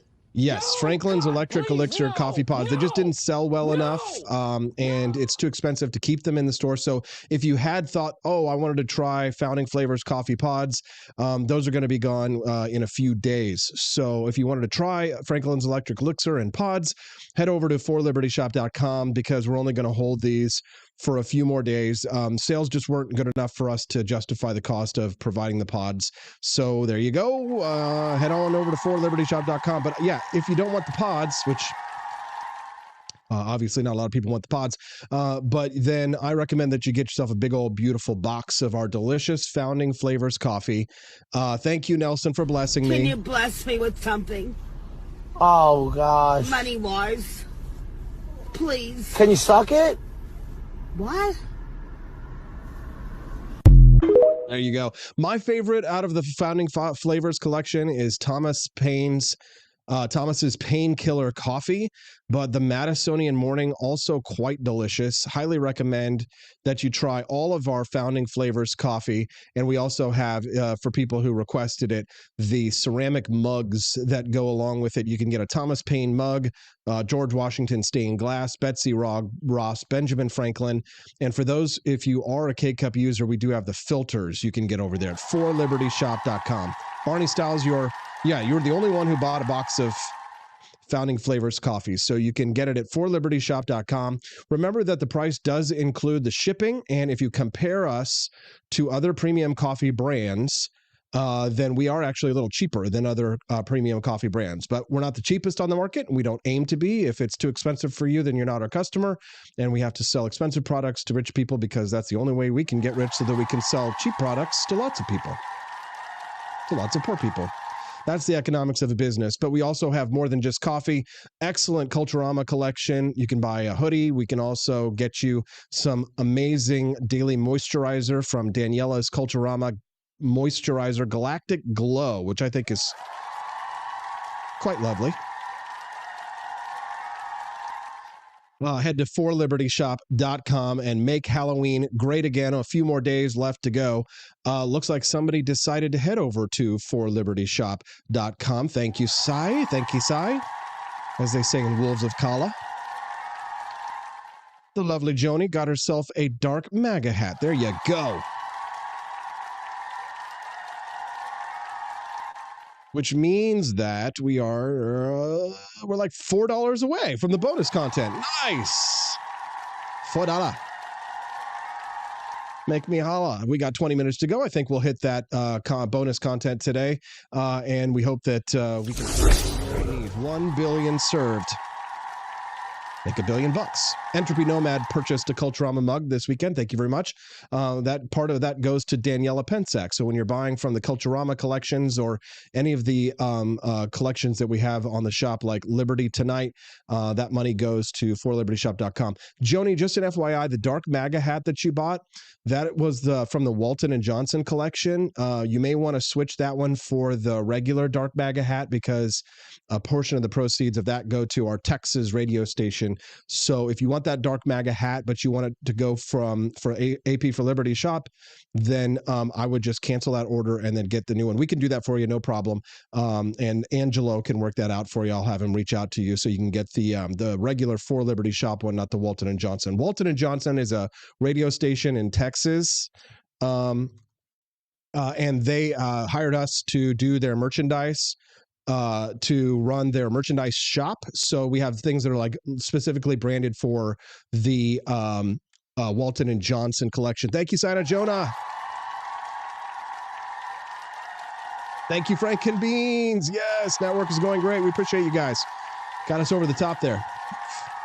I was getting kind of scared there that we weren't going to make it, but we made it. We unlocked the bonus content. I'm going to play it for you guys now. When we get back, we'll finish the show strong with 1 billion served on the Wake Up America show on the 4 Liberty Network.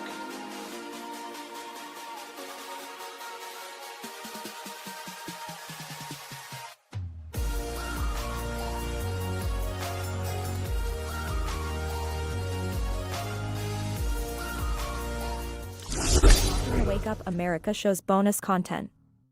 Thanks to the generous financial contributions made by you, our 4 Liberty Network now has 3 live shows and is on to our next major goals.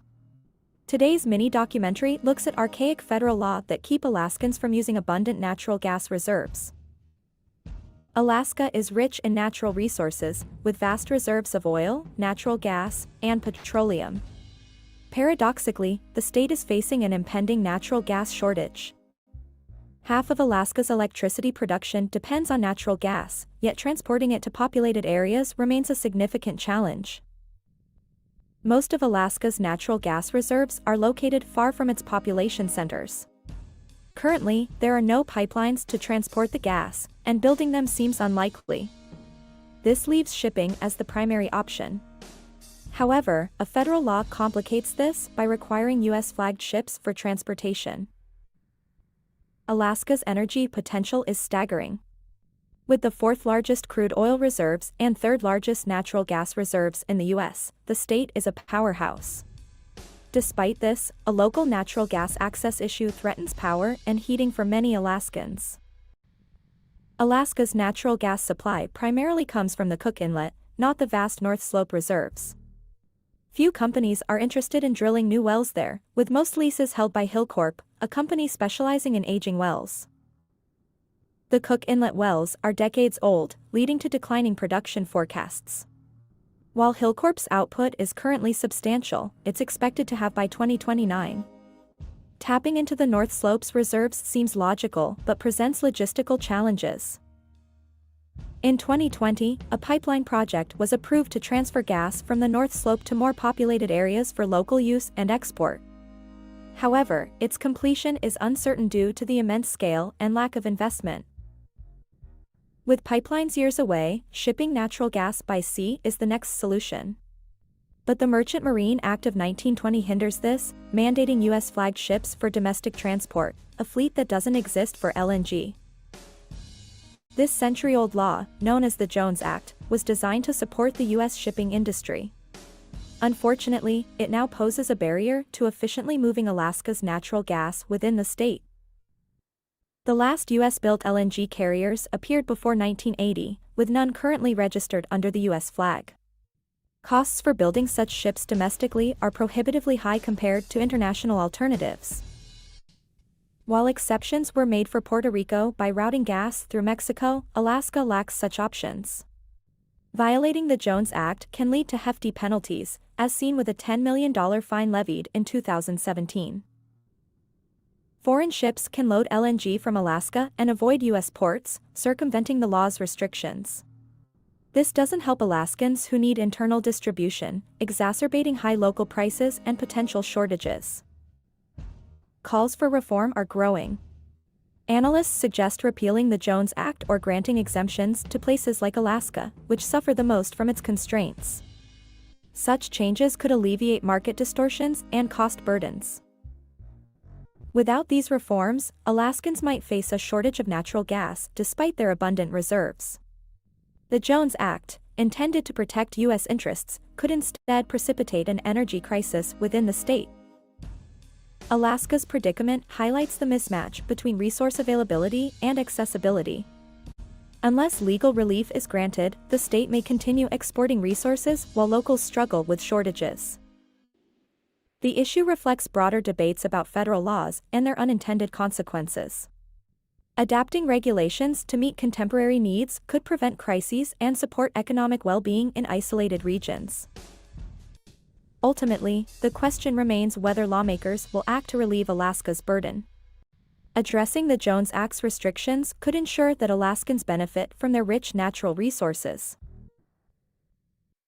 I'm looking for a job, and and I've always wanted to work at McDonald's. I never did. I'm running against somebody that said she did, but it turned out to be a totally phony story. So, President Trump! Well, that's a good-looking group. Hello, everybody. Crazy. I'm having a lot of fun here, everybody. Look at all the fake news of it.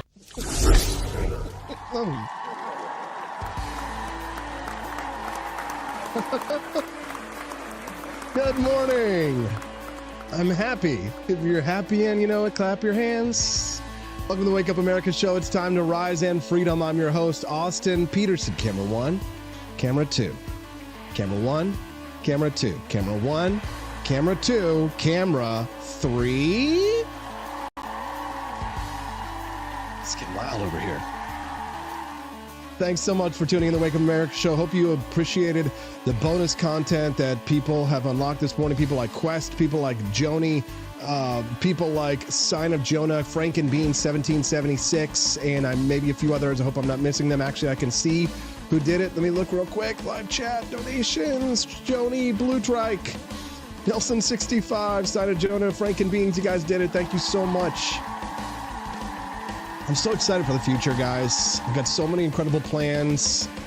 Got my secret lair at home where I'm like concocting all these schemes to grow the For Liberty Network and to expand into documentaries and feature films as we grow this network to a full-fledged 12-hour-a-day live streaming podcast network. We're just going to build up sein Empire. Invade Poland, maybe Czechoslovakia. Just kidding. And now it's springtime for Hitler and the For Liberty Network. I'm just kidding. All my homies hate Hitler. All my homies hate Hitler. It's the Wake Up America show, and we like to have fun in the mornings. It's 5 days a week, Monday through Friday. This show streams live 7 to 9 a.m. Central Time, and you're going to always be caught up on what's happening in the world. You're going to get the latest and greatest billion clips played. We're going to have incredible interviews. We have awesome regular guests. So if today's the first time that you've ever watched the Wake Up America show, I hope that you'll make it a destination for you in the mornings, 7 to 9 a.m. Central Time. Just adjust that for your time zone. And if you'd like to join us again in the mornings regularly, we'd love to have you. The best place to listen to the show and to hang out is at rumble.com/AP for Liberty. Next best is us over at Locals, and our Locals page is just forlibernetwork.com. I highly recommend that you join us over there because despite the fact that we have thousands and thousands of people watching us over on X, it's darn near impossible for me to be able to make contact with you, talk to you directly, ask you questions. And sincerely, Daniela and I, and the Liberty Tonight boys, we really want to get to know you better. And the Locals page is a great place to do that. And we have some specific questions for people like Cecilia and Quest and many others who are our friends. So if you'd like to join our community, please do so. forlibernetwork.com or rumble.com/AP for Liberty. That's where we're at. It's the boys, it's the girls, and everything in between. In between, you're like, that's not what I meant, AP. How did McDonald's respond to this masterclass in public relations that Donald Trump gave us by appearing at the McDonald's and working there for 15 minutes longer than Kamala Harris has ever worked there? Because it's a dangerous thing, right, for McDonald's as a corporation and as a franchise, right? You don't want to endorse a political candidate. Here's how McDonald's reacted to the news. They put out a press release on October 20th. Today's the 21st. And here's what they said. McDonald's USA. Earlier today, former President Trump visited a McDonald's restaurant in Pennsylvania following a request made to our local franchisee.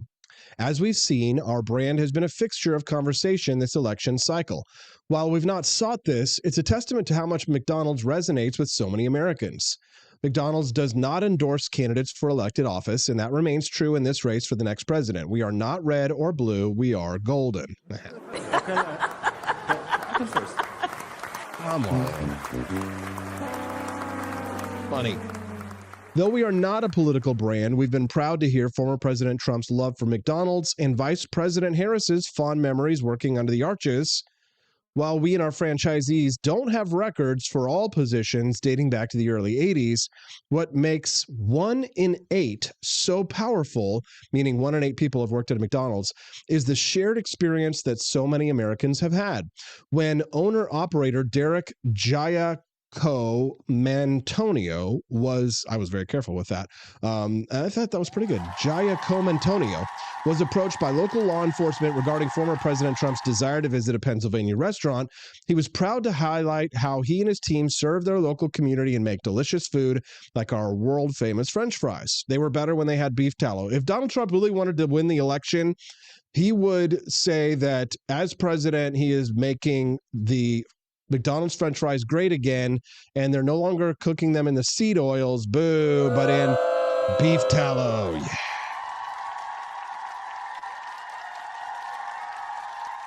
Yeah. Good statement. Good statement. Beef tallow. That's what we need. Dang it. It's so that vegans can eat their fries.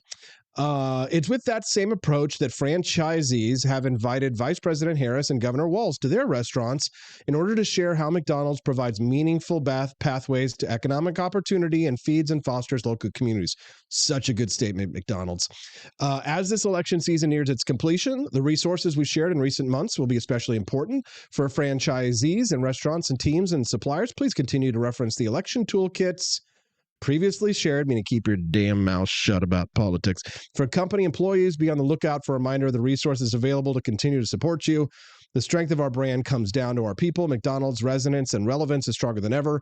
This has been hard-earned by our efforts and our collective belief in the power of all three legs of the stool. Thank you for everything you do for our brand, for serving our customers and communicating with great pride and communities with great pride, for upholding our core values, and for opening our doors to all. Brilliant. Way to go, McDonald's. You love to see it. You love to hear it, but you hate to hear that sound. Yes. The Wake Up America show. It's the sad music, which means that it's just the show has just flown by. Have you had a good time? Have you guys enjoyed the Wake Up America show? Well, some of you are like, no. They hated it. They're never coming back. That's okay. I'm not everybody's cup of tea, but I could be your cup of Founding Flavors coffee. Head on over to 4libertyshop.com and buy yourself some Founding Flavors coffee. It's delicious. It's chocolate. It's peppermint. It's delicious. 5 points if you can figure out where that quote came from. The Wake Up America show is Mondays through Fridays, 7 to 9 a.m. Central Time. We've got our own merch shop. Head on over to 4libertyshop.com. That's the number 4libertyshop.com. If you head over to 4libertyshop.com, that's the Griff Shop. Head on over to 4, that's the number 4libertyshop.com. Halloween great again. Hope you guys enjoy the Wake Up America show on Monday. Tomorrow's Tuesday. That means that we've got Camelia Peterson for her Tuesday appearance. Great show. Joni Rankin says Mondays are her fave. Luke Sacker says Toodles, you noodles. Quest Fanning, too much linoleic acid and seed oils. David Everett Toms, first time I've seen you here, David, says he enjoyed the show. Welcome, brother. You're a man. You're a man, right? I just assumed. Did I assume your gender? Yes, I did. We assume genders here on the Wake Up America show. Because to do otherwise, well... No offense, but it sounds like some fucking commie gobbledygook. If you hate commie gobbledygook and you love America, then come join us on the America show. Mondays through Fridays, 7 to 9 a.m. Central Time. Thanks so much for all your support, guys. The financial contributions makes me feel like I will feed the baby or don't have the baby. Mama say, mama sa, mama kusa. We'll see you guys here tomorrow, Tuesday morning, 7 a.m. Central Time on the Wake Up America show on the 4 Liberty Network. Oh, Barney Styles got the reference first. He won. Seinfeld. Good job. See you, Barney.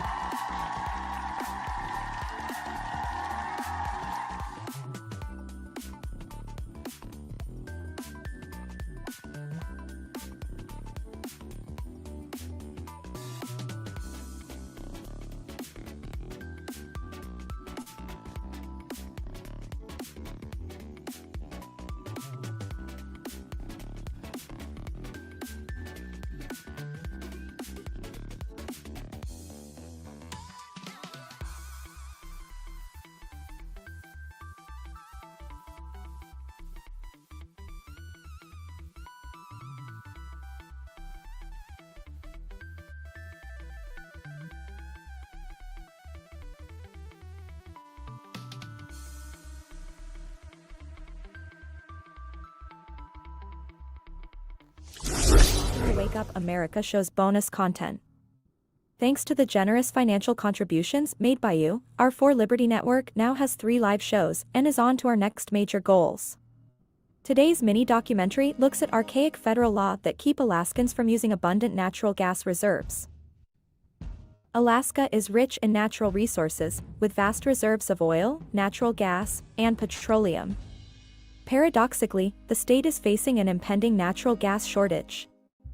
Half of Alaska's electricity production depends on natural gas, yet transporting it to populated areas remains a significant challenge.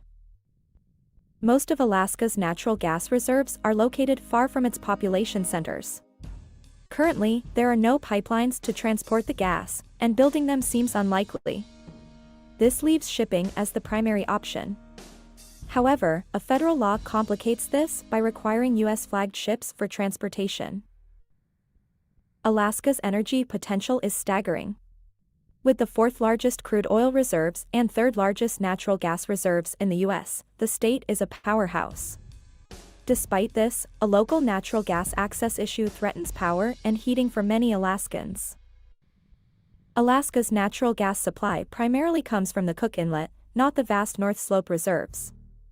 Few companies are interested in drilling new wells there, with most leases held by Hillcorp, a company specializing in aging wells. The Cook Inlet wells are decades old, leading to declining production forecasts. While Hillcorp's output is currently substantial, it's expected to have by 2029. Tapping into the North Slope's reserves seems logical but presents logistical challenges. In 2020, a pipeline project was approved to transfer gas from the North Slope to more populated areas for local use and export. However, its completion is uncertain due to the immense scale and lack of investment. With pipelines years away, shipping natural gas by sea is the next solution. But the Merchant Marine Act of 1920 hinders this, mandating U.S.-flagged ships for domestic transport, a fleet that doesn't exist for LNG. This century-old law, known as the Jones Act, was designed to support the U.S. shipping industry. Unfortunately, it now poses a barrier to efficiently moving Alaska's natural gas within the state. The last U.S.-built LNG carriers appeared before 1980, with none currently registered under the U.S. flag. Costs for building such ships domestically are prohibitively high compared to international alternatives. While exceptions were made for Puerto Rico by routing gas through Mexico, Alaska lacks such options. Violating the Jones Act can lead to hefty penalties, as seen with a $10 million fine levied in 2017. Foreign ships can load LNG from Alaska and avoid U.S. ports, circumventing the law's restrictions.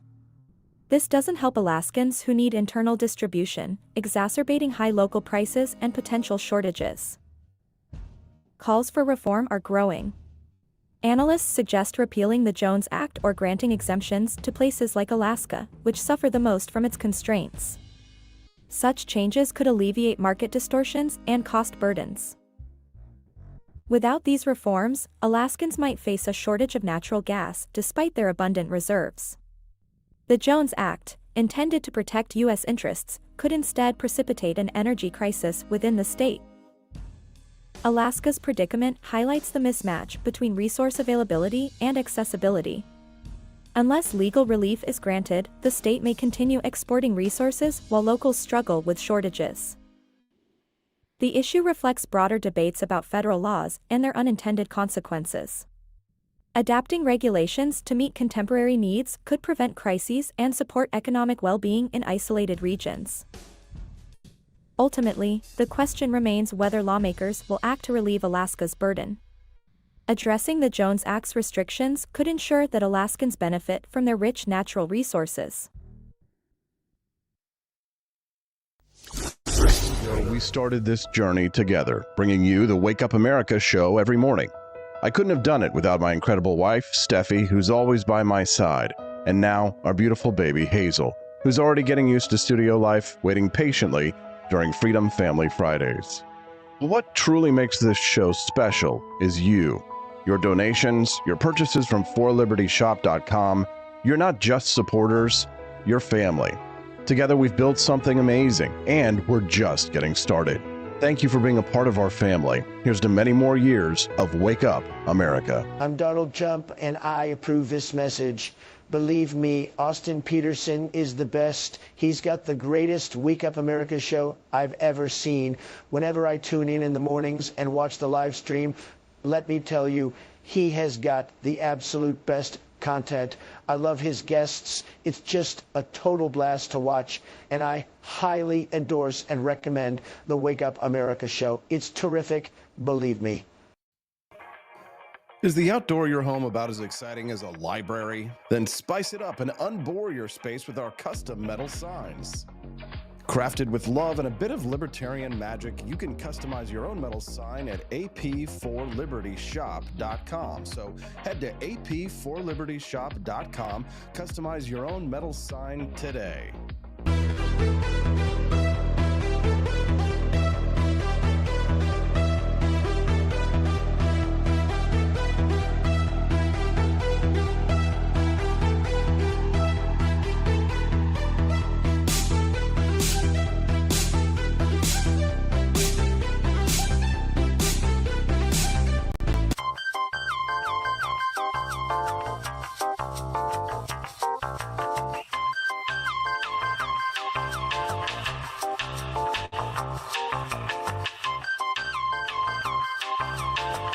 Welcome to a world of vocal discovery at Peterson Voice Studio.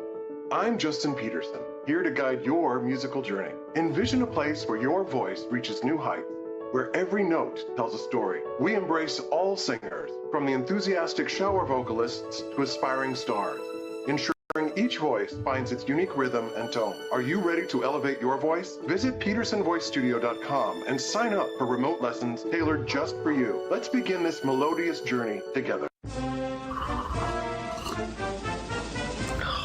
Tired of spending your hard-earned money on woke corporations that don't share your pro-freedom values? Fed up with sipping liberal lattes and progressive cappuccinos? Introducing Founding Flavors from AP4Liberty Shop. Get your day started with Washington's Revolutionary Roast. As robust and principled as the man himself, this blend is the shot of energy heard round the world. Or maybe you want to taste the fervor of freedom with Adams's Patriotic Perk. It's as dynamic and balanced as the U.S. Constitution, sure to awaken your spirit of liberty. For the aficionados, we've got the Jeffersonian Java, a complex mix of flavors that speaks volumes about your refined tastes. And don't forget Betsy's Liberty Lullaby, our decaf option, crafted with the same care and dedication Betsy Ross put into our Star-Spangled Banner. This blend lets you enjoy the taste of freedom anytime without losing sleep. No woke beans here, folks. Just pure, patriotic, pro-freedom flavors brewed with love for liberty. So why compromise your principles for a cup of coffee? Stand up for your values, perk up your patriotism, and start your day the American way. Get your founding flavors at ap4libertyshop.com.